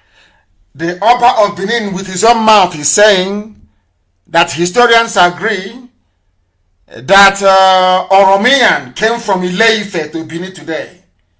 Are you listening? This is from the Oba himself, not from me, please. That the land where Benin people are today is Igodomigodo. The Oba opened his mouth and said that the Oba sent his son, Oromian, to Benin. Listen, please.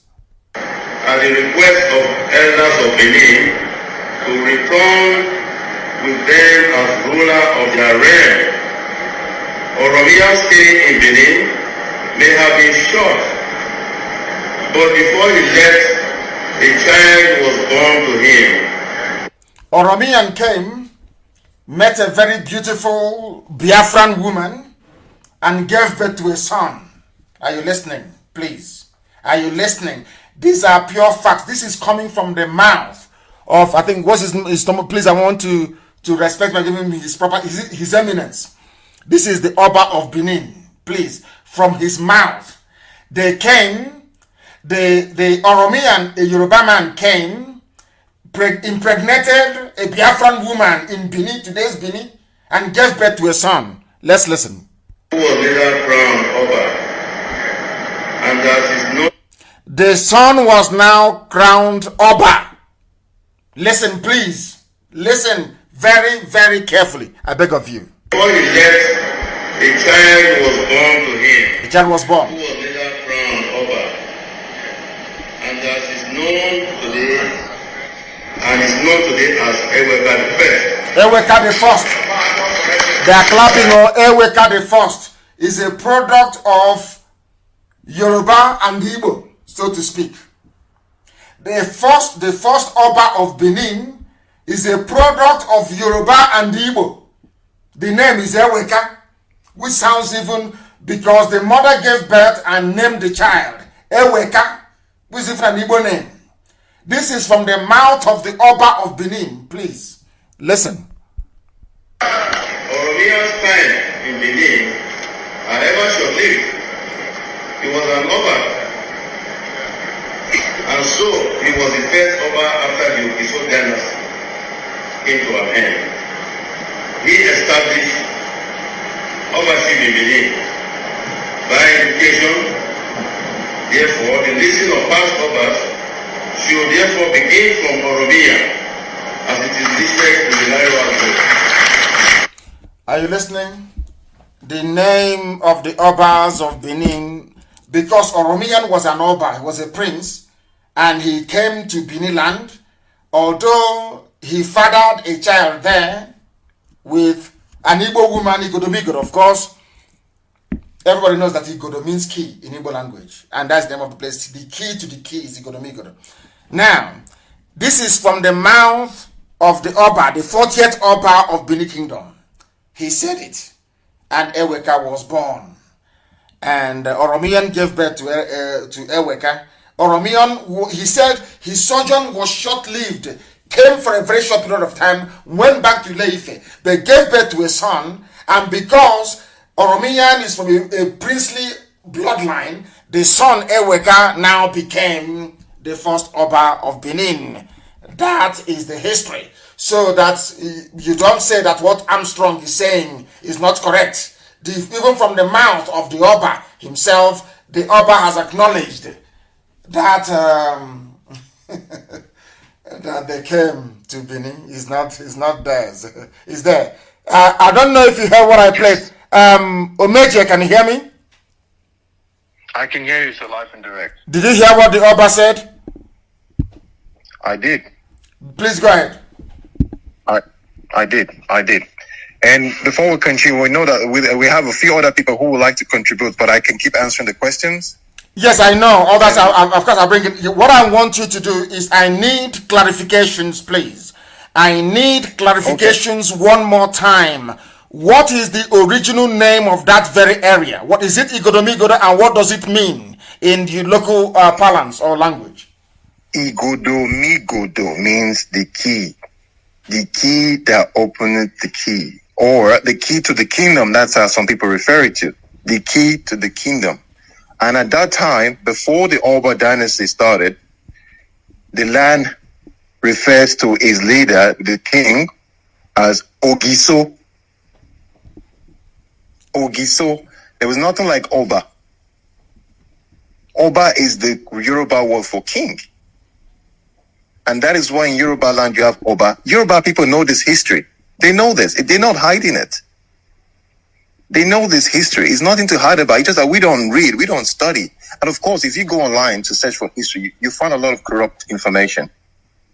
But the problem is, a lot of those elders, those old people, they have the truth. They have the history. But they don't. So why is it that your elders, they know all these things? Your elders know that those of you in present day Edo State, that you are affiliated, you are more or less Igbo, so to speak. So why were they hiding it from all of you? Why? Why would somebody from Edo say I'm not Igbo? Why would they say such a thing? Why?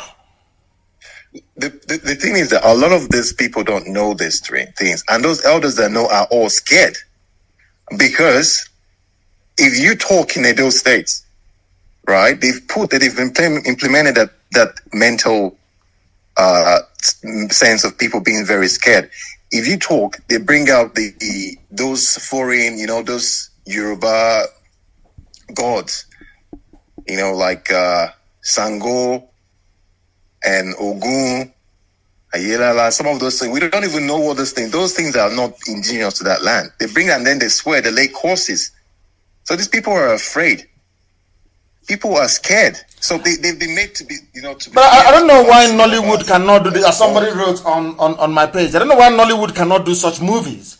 These are the type of movies they should be making. Not one native doctor strangling a chicken, talking rubbish. These are the sort of movies they should be making to remind us of our history. Because when I say that our people, when we started preaching this very gospel, we said that our people are all related. When I went to Ishekiri and I said Ishekiri is Biafra, they asked me why. I said, from this car that I'm sitting in, looking at this marketplace, they dress, there is no difference between the market in Warri and the market in Owerri. It's the same thing. They dress alike, everything is the same.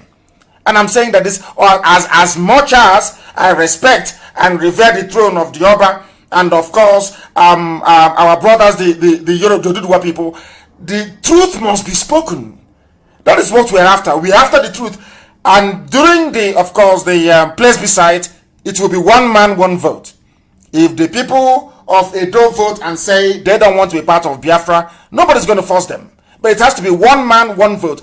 Because with this level of history at our disposal, I don't know why we have not gone far in trying to correct this very false narrative. Thank you very much, Omeje. Thank you very much. It's actually an Igbo name as well, again, Omeje. Thank you very, very much. Let me try and see if I can get other people to join this very fabulous conversation. We want to lay the ghost of Edo to rest so that when Edo people say that they are Biafrans, we want the world to understand that indeed they are Biafrans. I want to go to Owa to see if I can find her, if I can get hold of her and get her to give us her own perspective of this very burning issue. It doesn't mean anything, please. We're not fighting with anybody. Nobody is fighting with anybody. I don't know, Uwa, can you hear me? Uwa Sophia, can you hear me? Yes, sir. What is wrong with this phone? It don't want to work. You need to put off your phone. Is your phone off now? Yes, I'm off it, sir. Thank you, sir. Thank you very much. Thank you, Owa. Thank you very, very much. Thank you. Good evening, lovers of freedom all over the world. Good evening. My name is Uwa Sophia Obaze.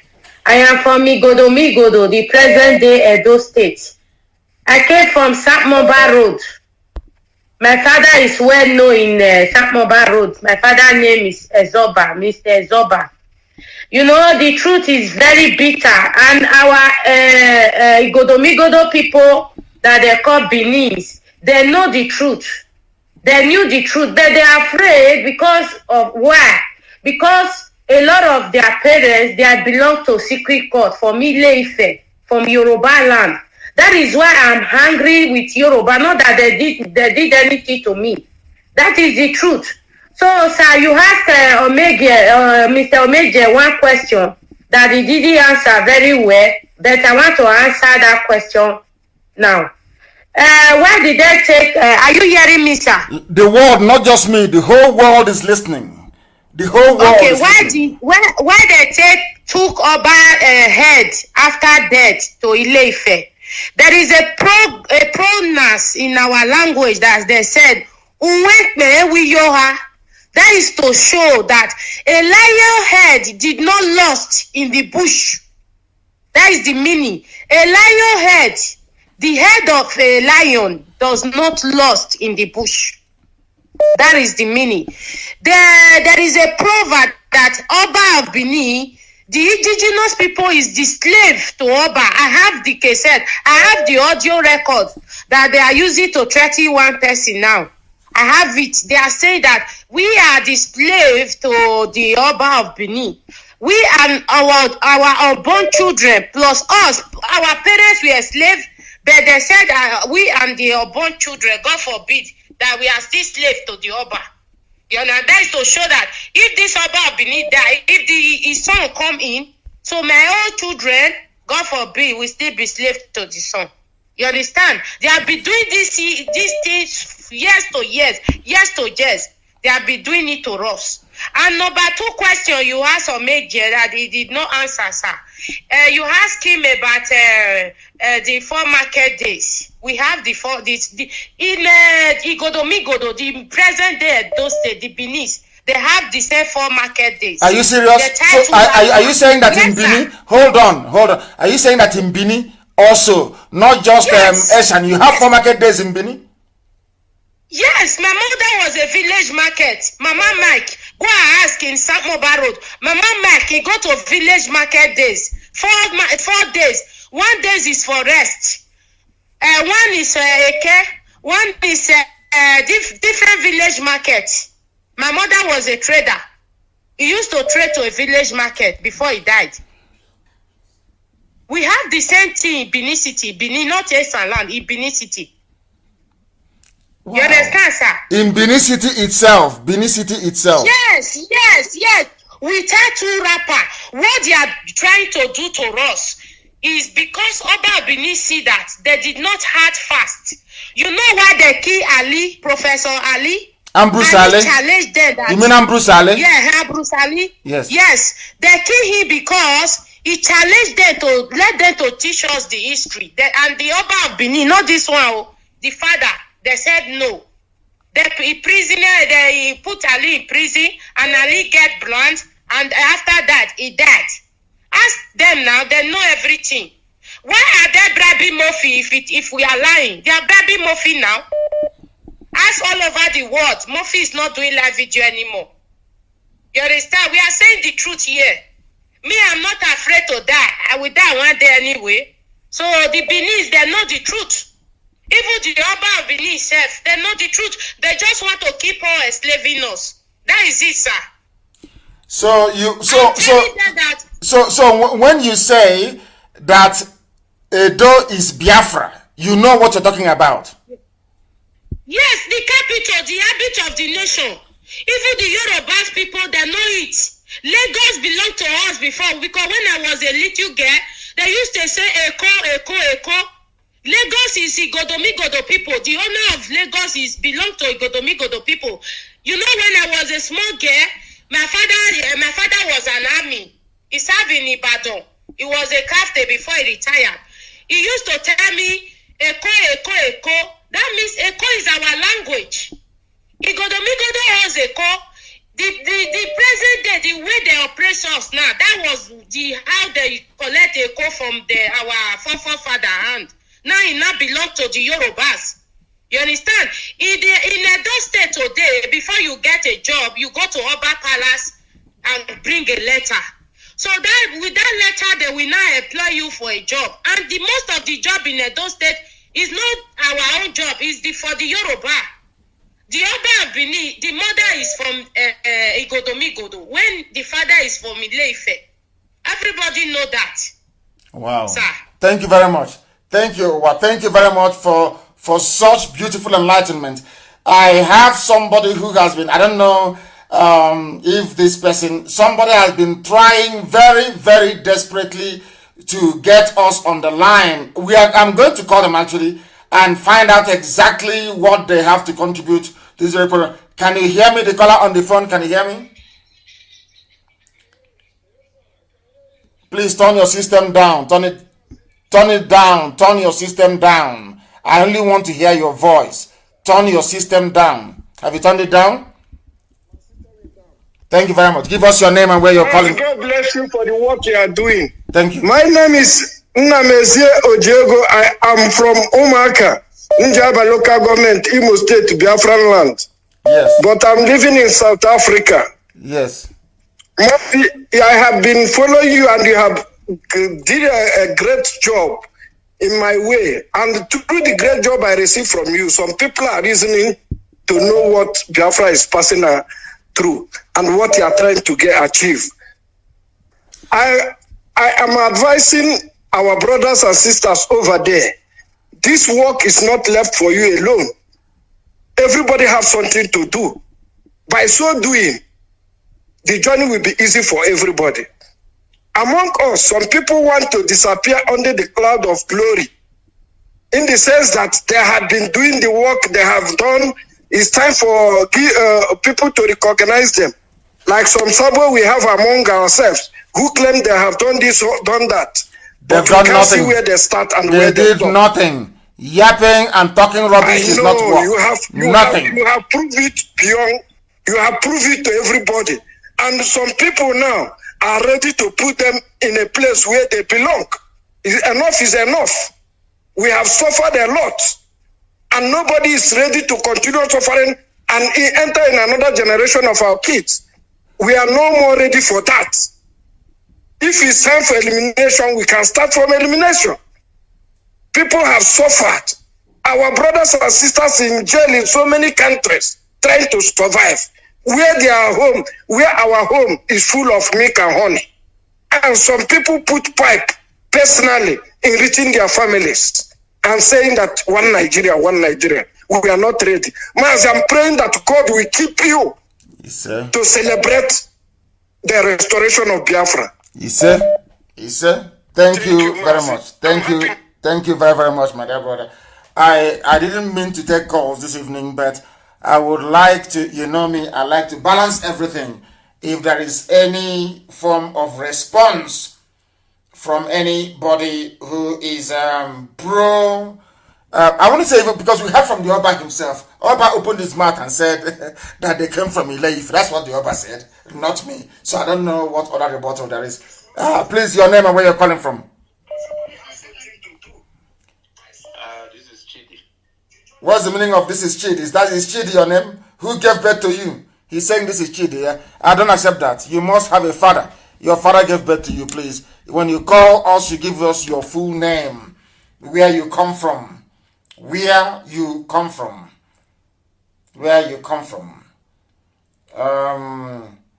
They said some people from Otuoke, which is Goodluck Jonathan's village, attacked our people today during a youth meeting, I understand, and arrested the coordinator and handed him over to the army.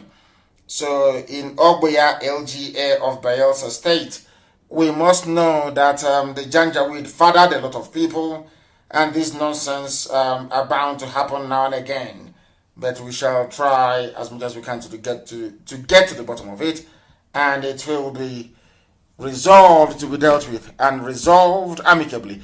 I have somebody who happens to be on the line. Please give us your name and where you're calling from. Turn your system down, please. Your name and where you're calling from. Yes, my name is Osage. Then I'm calling from Cyprus. From Cyprus, thank you very much. From your name, do you come from Edo? Yes, I come from Edo State, Uromi. Uromi, thank you very much. Are you part of the school of thought that says that you're Biafra or you're Yoruba? Which one are you? Confirmed Biafra, a very strong one. Okay, please go ahead. Okay, I want to throw more light about the Godomigodo people you were talking about. Yes. Yes. I think when I was in secondary school, my grandfather told me a lot about the history. Yes. We are listening. Go ahead. We are listening. Go ahead. Don't stop. Okay. Please go ahead. Okay. If you look at from the Esan land, like the Esan is not our name. Yes. First, because the name means people that run away, like people that run away from trouble. And the Benin Kingdom, there's a saying, they say when you see an Esan person, you have to kill that Esan person first before you can kill a snake. Meaning, if you see a snake and an Esan person, you have to kill the Esan person before you kill a snake. Do you understand? I do. I understand that. Yes. And what does that? What does that supposed to signify? Was it because Asian people killed an Oba? Is that correct? Did Asian people kill an Oba at one point during a war? Yes, during the war. But I can't remember the particular Oba. Then I think all the Asian people were driven from the Benin Kingdom, which this present day Edo State is for Igodomigodo people. And my grandfather used to say, if you check Uromi you can still find so older people. They are Igbos. They speak Igbos. If you like anywhere I go to, are you serious? I tell them They I'm speak a Benin person. some of the older ones. They still have Igbo dialects. They speak Igbo in Edo State. If you have anybody from Uromi, anybody watching live now that can call one of the elders in Uromi, if they are willing to say the truth, they will tell you that. My goodness. Every time we keep discovering, every blessed day. Thank you very much. I'm very glad that I took your call, actually. Thank you very, very much. We have somebody on the line. I want a Yoruba Bini person, if there's anything like that, to please try and call us as well. The caller on the line, can you hear me? We have a caller on the line. That caller, can you hear me? Reconnecting. I don't know why it says reconnecting. Let me go to the Skype and see who is there. The caller on Skype, can you hear me? No, they're not paying attention. The caller on Skype, can you hear me? Good evening to you. Please give us your name and where you're calling from. No, they cannot hear us. Connection was lost. They cannot hear us. Sadly and unfortunately, we have brought that very conversation to an abrupt end. We thank all of you. These people are, oh my goodness, people are calling from all over the place. The caller on the line, can you hear me? They are there. They are not doing anything. They are not saying anything. I want somebody who will call from the Yoruba side of Benin, because they've been there now since 11th century, so it's been a very long time, and they're entitled to the land as well. The caller on the line, can you hear me? Hello. Yes, please. Your name and where you're calling from? Okay, my name is Olada Poshitu. Yes, Olada Poshitu, please go ahead. We are listening. Thank you very much. Go ahead, we are listening. Okay. Yeah, due to my personal research, actually. Yes. I feel the Yoruba people are originally from Igodo. Oh my goodness. So we are not even expanding. So if the Yorubas come from Igodo, that means that we are now the same people. Is that correct? Is that what you're trying to say? Yes, because Oduduwa was a prince from Igodo. Wow. Goodness. Yes. No, please start again. Hold on, Shitu. Give us, where do you come from? I'm from Kwara State. From Kwara State. The Yoruba Pampu, yes. Ofa, to be precise. And what are your sources? What are your historical sources to say that the Yoruba Oduduwa came from Igodo? Because if that is the case, that means that an Igbo man and a Yoruba man, we are the same people then. That's what it means. If they come from Igodo. We are the same people. That's the point I'm trying to make. Wow. Because Oduduwa went to Ile-Ife and became a king. So the gods of Benin Kingdom, of Igodo, after they lost their king, said it has to be someone from Oduduwa line, or Oduduwa himself, who can replace the late Oba. So he sent his son Oromiyan, who he just spoke about earlier on. Hello? Wow, we are listening. Yes, we are listening. Go ahead. And that same Oromiyan is also the founder of Oyo Empire. Okay, Oromiyan himself is the founder of the Oyo Empire. Wow. After coming to Benin to impregnate one of our mothers, she then went to Oyo to found a kingdom. Yes, the Oyo Empire. Wow. I didn't know that. You know, black people with power, they like to differentiate themselves somehow and everything. But personally, I feel we are all one. We just try to separate ourselves somehow, and due to what the British did in Africa. Yeah, because I keep wondering, some parts of Ekiti, even the names, the answer. I told you about this very king from our place, from Omopara, many years ago, told me that he went to a meeting of traditional rulers. And apparently, the traditional ruler also from Ekiti has the same surname as himself. Yes. The same spelling, the same surname. So he was wondering how come that became possible. So that is why this very platform, this radio station is amazing. Radio Biafra. What our job is to follow the truth. Wherever the truth leads us, we go there. And if it is proven that somebody left Igodo to go and found the Oyo Empire, then I think that is the end game. I think that is that. I'm not sure the Fulanis will like it, but I think that is the end game, to be honest with you. Yes.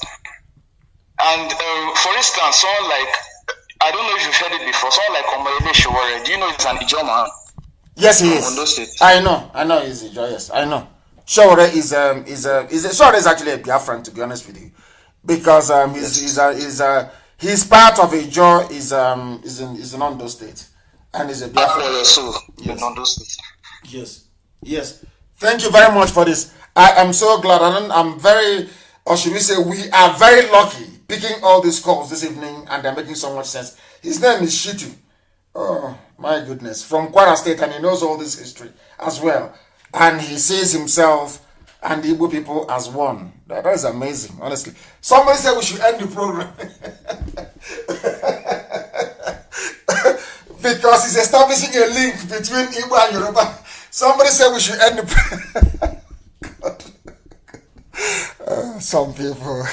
I love you all the same. The caller on the line, can you hear me? I have a call. I can hear you. Yes, please, your name and where you're calling from, please. Yeah, good evening. My name is Samuel Chukwu, calling from Holland.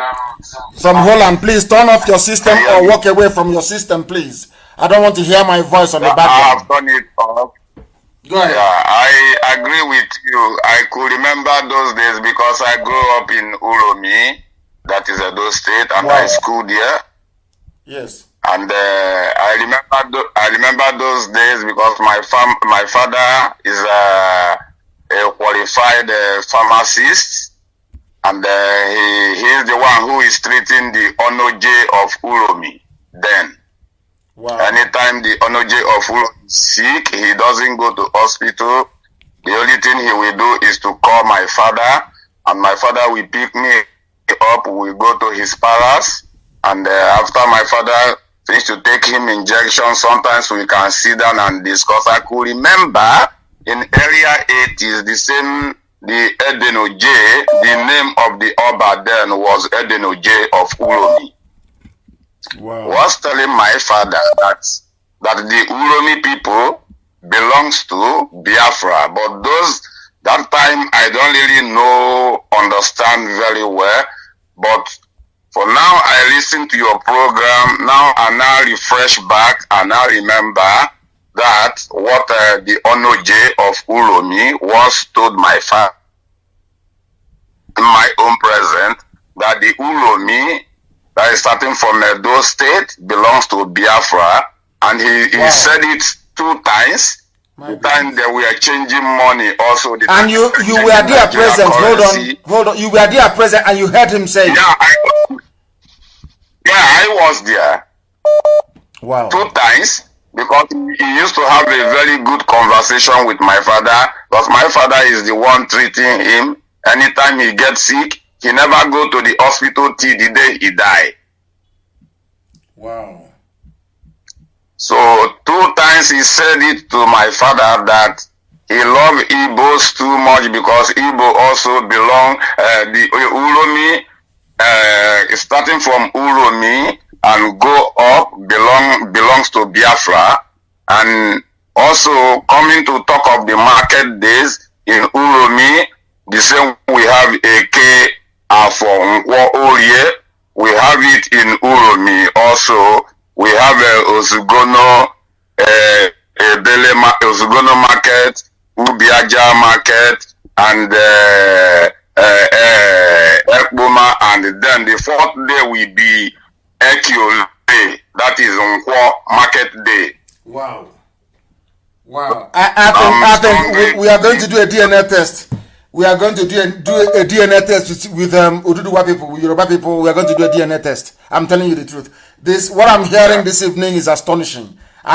So how come all of you kept quiet all these years? They've been dividing us, and all of you kept quiet. Nobody said anything until now. Why? Yeah, because nobody have opened our eyes. Not until you come out to open our eyes.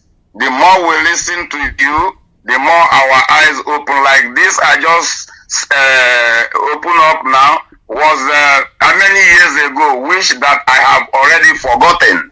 But today's topic make me to flash back and remember that was in early 70s, 80s. The Edoneje of Uromi. I was sitting right beside my father when they were discussing, and he raised it. And second time he raised it again was early maybe 80s. The time they tried to change new money. Wow. The time, this is amazing. Thank you very much, my dear brother. Thank you very, very. I can't believe what I'm. This is astonishing. Tonight's program. I don't know what we delved into. The caller on the line, can you hear me? Can you hear me? Can you hear me? They're not listening. They are not paying attention. The caller on the line, can you hear me? No.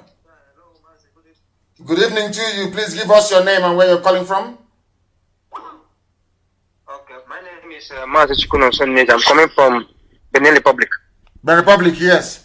Did you live in Igoromigodo before? Have you lived there in Benin before? No, Mazi, no.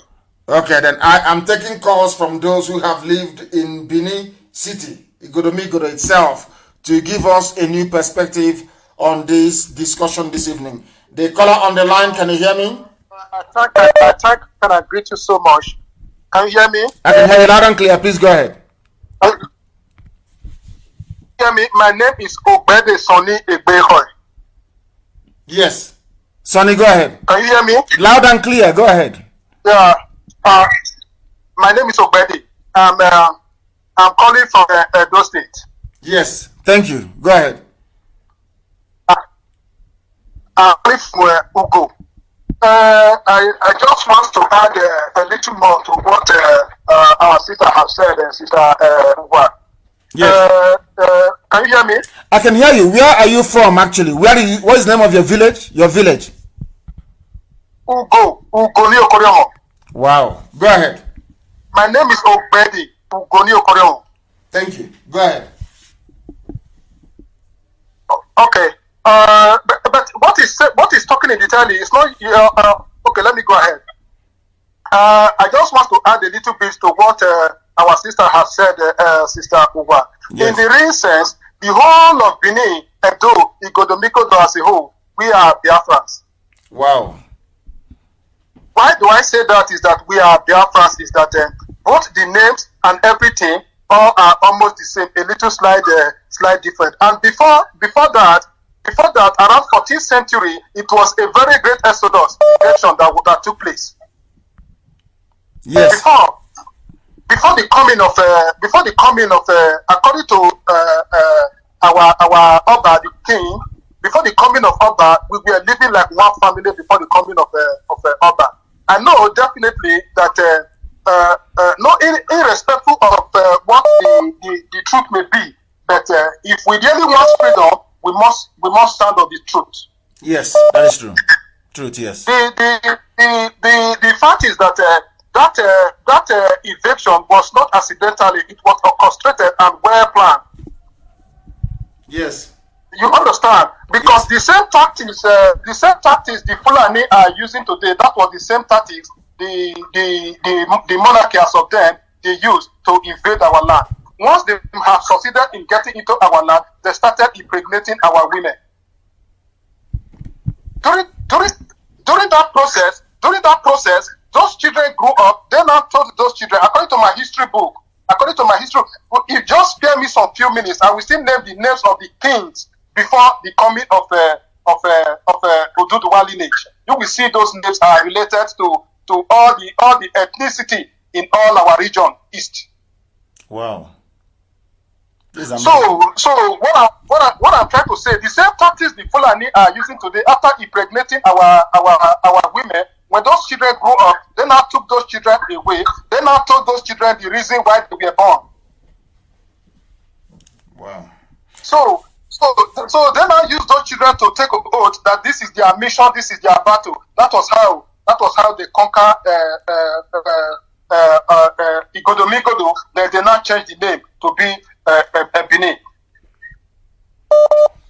As the same time, for market days, every village has their own day of market, just as the same. There is nothing different, even up to the name. If you can spare me some few minutes, and you will see the names of those kings. Many of those names, the Igbo, the Edo, the Jaw, the Calabar, all those names of those former kings before the coming of Oromia or the lineage of Oduduwa until that Igodo. Now, there is something I want to say this evening, which may confuse a few people. But I now know the reason why Biafra did not come in 1970, between 67 and 70. I think that Biafra will not be complete without Igodo. I'm being honest with you. Biafra is incomplete without Igodo. There is something about that place. Even the name it bears is very deep and mysterious. A key within a key. Igodo, the key that opens the key. There must be something there about that place. There must be something about that place which we still don't know about. Can you hear me? Yes, I can hear you. Go ahead. Yes, I can hear you. I have mentioned my name under the banner of Uwa.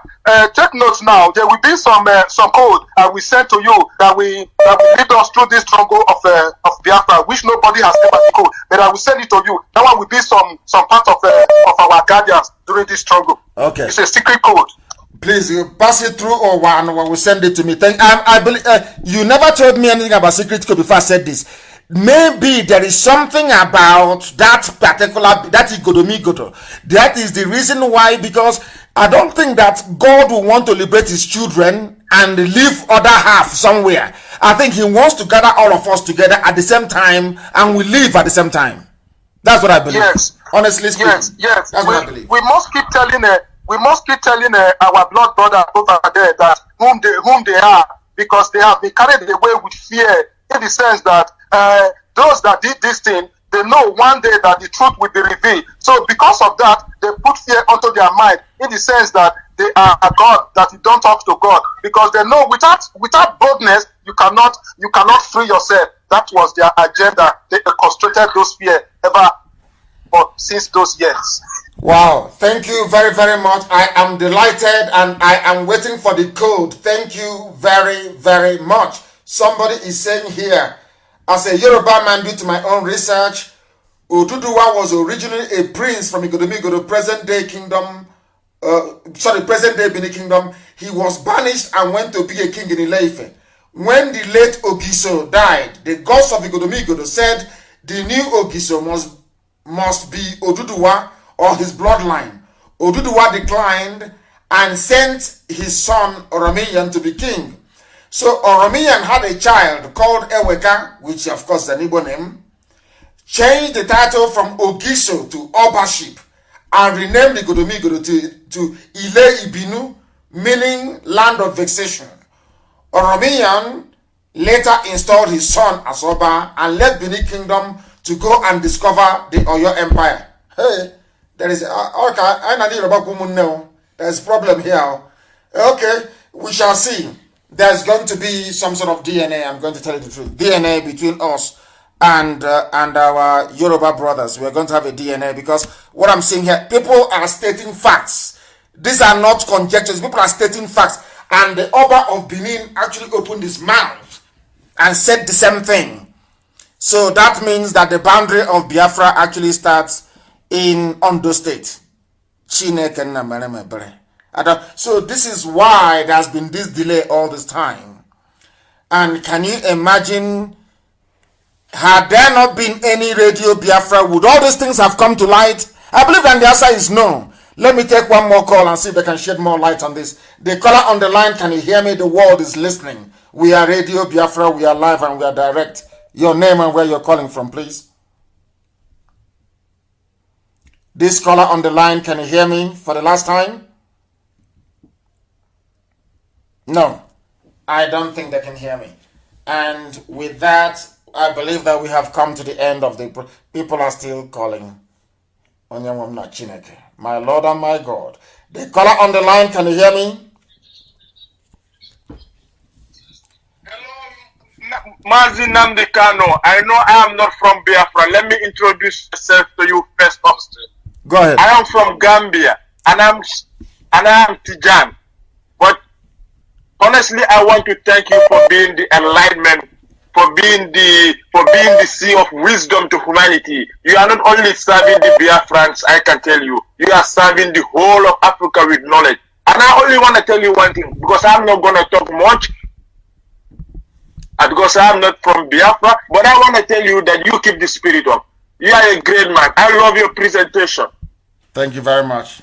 Thank you. From Gambia. You said from Gambia? I love your presentation. I am living in I am from Gambia, but right now I'm living in Holland, Amsterdam.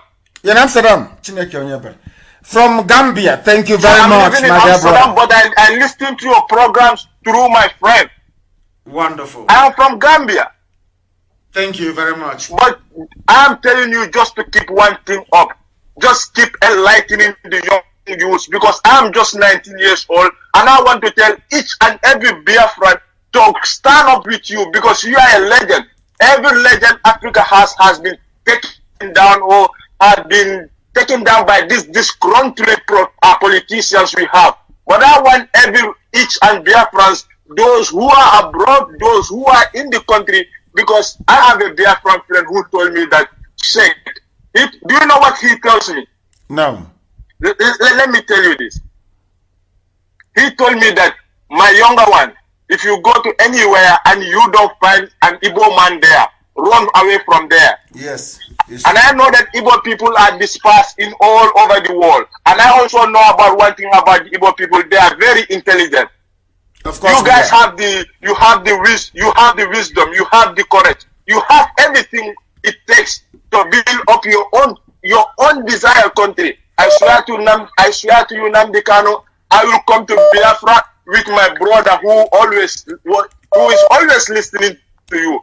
And if I come to Biafra, I'm gonna be happy, even though I'm not from there. Biafra, let's keep this spirit up. I love you, Mazi Nnamdi Kanu. Thank you very much. I love you too, my dear brother. Thank you very, very much.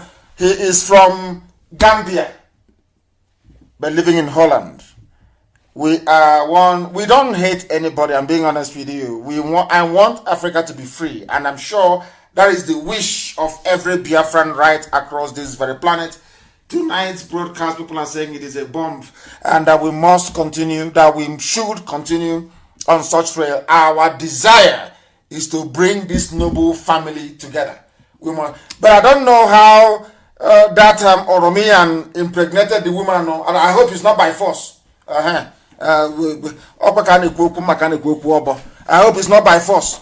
The one that gave birth, because sometimes the calls are plentiful. The calls are plentiful. As long as it wasn't by force.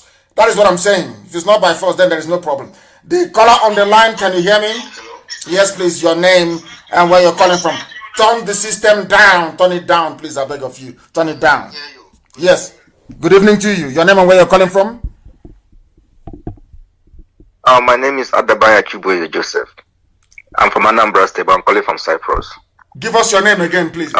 This is Adebayo. My name is Adabanya. Adabanya. Okay, please. I think I'm also Adebayo. Say, hey, so good. Please go ahead. Adabaya Chuboye. Thank you. Honestly, I'm Anambra, but I'm not from Edo and the rest. But I just want to contribute particularly about the Igala Kingdom, because it seems almost the same with the Edo people. I lived in Kogi State, Eda precisely, for about many years, so I can tell more about it. I heard about one of your programs the last time you talked about the Gala Kingdom and the rest of them. Yes. So it motivated me, and I started talking with some of my Gala friends I had, and I put it straight to them that can they really change the narratives of yesterday by looking into their histories? And honestly, these are diehard one Nigerians. These are diehard restructurers. And when I engaged them, they really went back and made research. As I'm talking to you right now, many of them are listening to this program right now because I really gave them the reason to understand themselves and to understand the narratives. So I felt, in as much as maybe I can't be in that position to do more, but the little effort I can do, I will do it for the struggle. So I think the Igala Kingdom too has this misunderstanding too, like the Edo Kingdom too. But a lot of them, as I'm talking to you now, they're beginning to understand that there is a problem somewhere and they're making changes. Which is very good too. Wonderful. Wonderful news. I am very, in fact, it's a very funny thing. Before I came on air, I stumbled upon, when I was researching this man, this very brilliant mathematician, Daniel Oyibo. He is one of the most intelligent men to ever be on the face of this planet. Do you know how intelligent he is? Yes. People don't know. The man is over intelligent, over brilliant, a mathematician. But we don't know him, we don't celebrate him because our people are blind. And I was reading about Igala. Do you know the funniest thing? Do you know that in Igala, they wrote it down, Igala history, that area that founded Aguleri and Umweri came from Igala land. Are you aware of that? It's there, it's in their own history. Yes, so Igala is claiming Umweri and Aguleri. So that is how close we are. And as soon as we understand and unravel, I remember when I was arrested, they said, oh, why did you include Kogi? You include Benue, you include Kogi. And I gave them the history of how a Janjaweed army came from the north, came into Benue, and was destroyed by an act of God. And at that very place where that army died from the north marked the boundary between us and them. And they accepted it. And I know that a gala till tomorrow morning. I know Idoma. I know Igete. I will stake my life on it. That we are the same people and they know it. Yes. Two-piece rapper for market days. Yeah, they have a lot of local governments in Igala Kingdom that speaks pure Nsukka. Pure Nsukka. They don't speak Igala. Are you serious? And they're under Kogi State.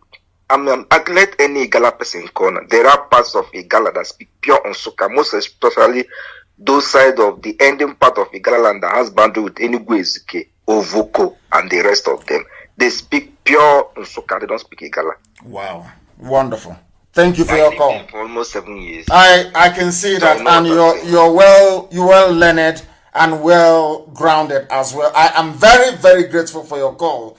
This evening has been a thorough enlightenment, and I would have loved it to continue, but as with everything in life, it must come to an end, and we are going to visit everywhere. We've done Edo. Is there any doubt? I'm waiting for my inbox or anybody to tell me why Edo shouldn't be part of Biafra. They are very compelling. Once you have to tie two-piece wrapper, you have 4 market days. It's bye-bye and it's chicken, as they would say. I'm from Hausa people, of course, not Fulani. I have nothing against Hausa people. I think they're a victim of circumstance. And as I've always said, Hausa people are very good people. Hausa people are an ordinary Hausa person is a very nice, decent human being. They allow themselves to be corrupted by a Fulani Janjaweedism. But very soon we shall cure them of that very ailment as well. I thank all of you. I thank Omeje, I thank Owa, I thank all of you that rang in to give us a new perspective as to, and Shitu as well, who is from Kwara State. I don't know where he was calling us from. I thank all of you. But you can see now that things have changed. Maybe the way we relate to Yorubas may have to change from now onwards. Maybe We are related after all, but we need to know how Oromiyan managed to get our sister pregnant that gave birth to Eweka. We shall find out. And the fact that Oromiyan now left to go and found Oyo Empire, the whole thing is just amazing. There may have to be some DNA test. Very, very important. And Sabo will not be tested because Sabo will have Fulani DNA. So no Sabo should come forward, please. We want genuine Biafrans. I thank you all for listening. You can now see, when we say that Biafra is a religion, you believe us. You see how our people from Edo, we are tenaciously saying they are Biafrans. Every attempt to discourage them, they said no, they are. Today, they have made it known to the whole world. And we welcome them to this very noble family. This very family of IPOB. This very nation of Biafra. When we say that Biafra is a religion, you can now understand how fanatical we are about who we are. And here on Radio Biafra is where we worship, because Elohim is our God. I thank you very much, all of you, for listening. And my love and appreciation for all of you knows no bounds. You can see what we can achieve once we have a civilized and honest discussion and debate. I cannot thank all of you enough this evening. But from me, from here, it is good evening.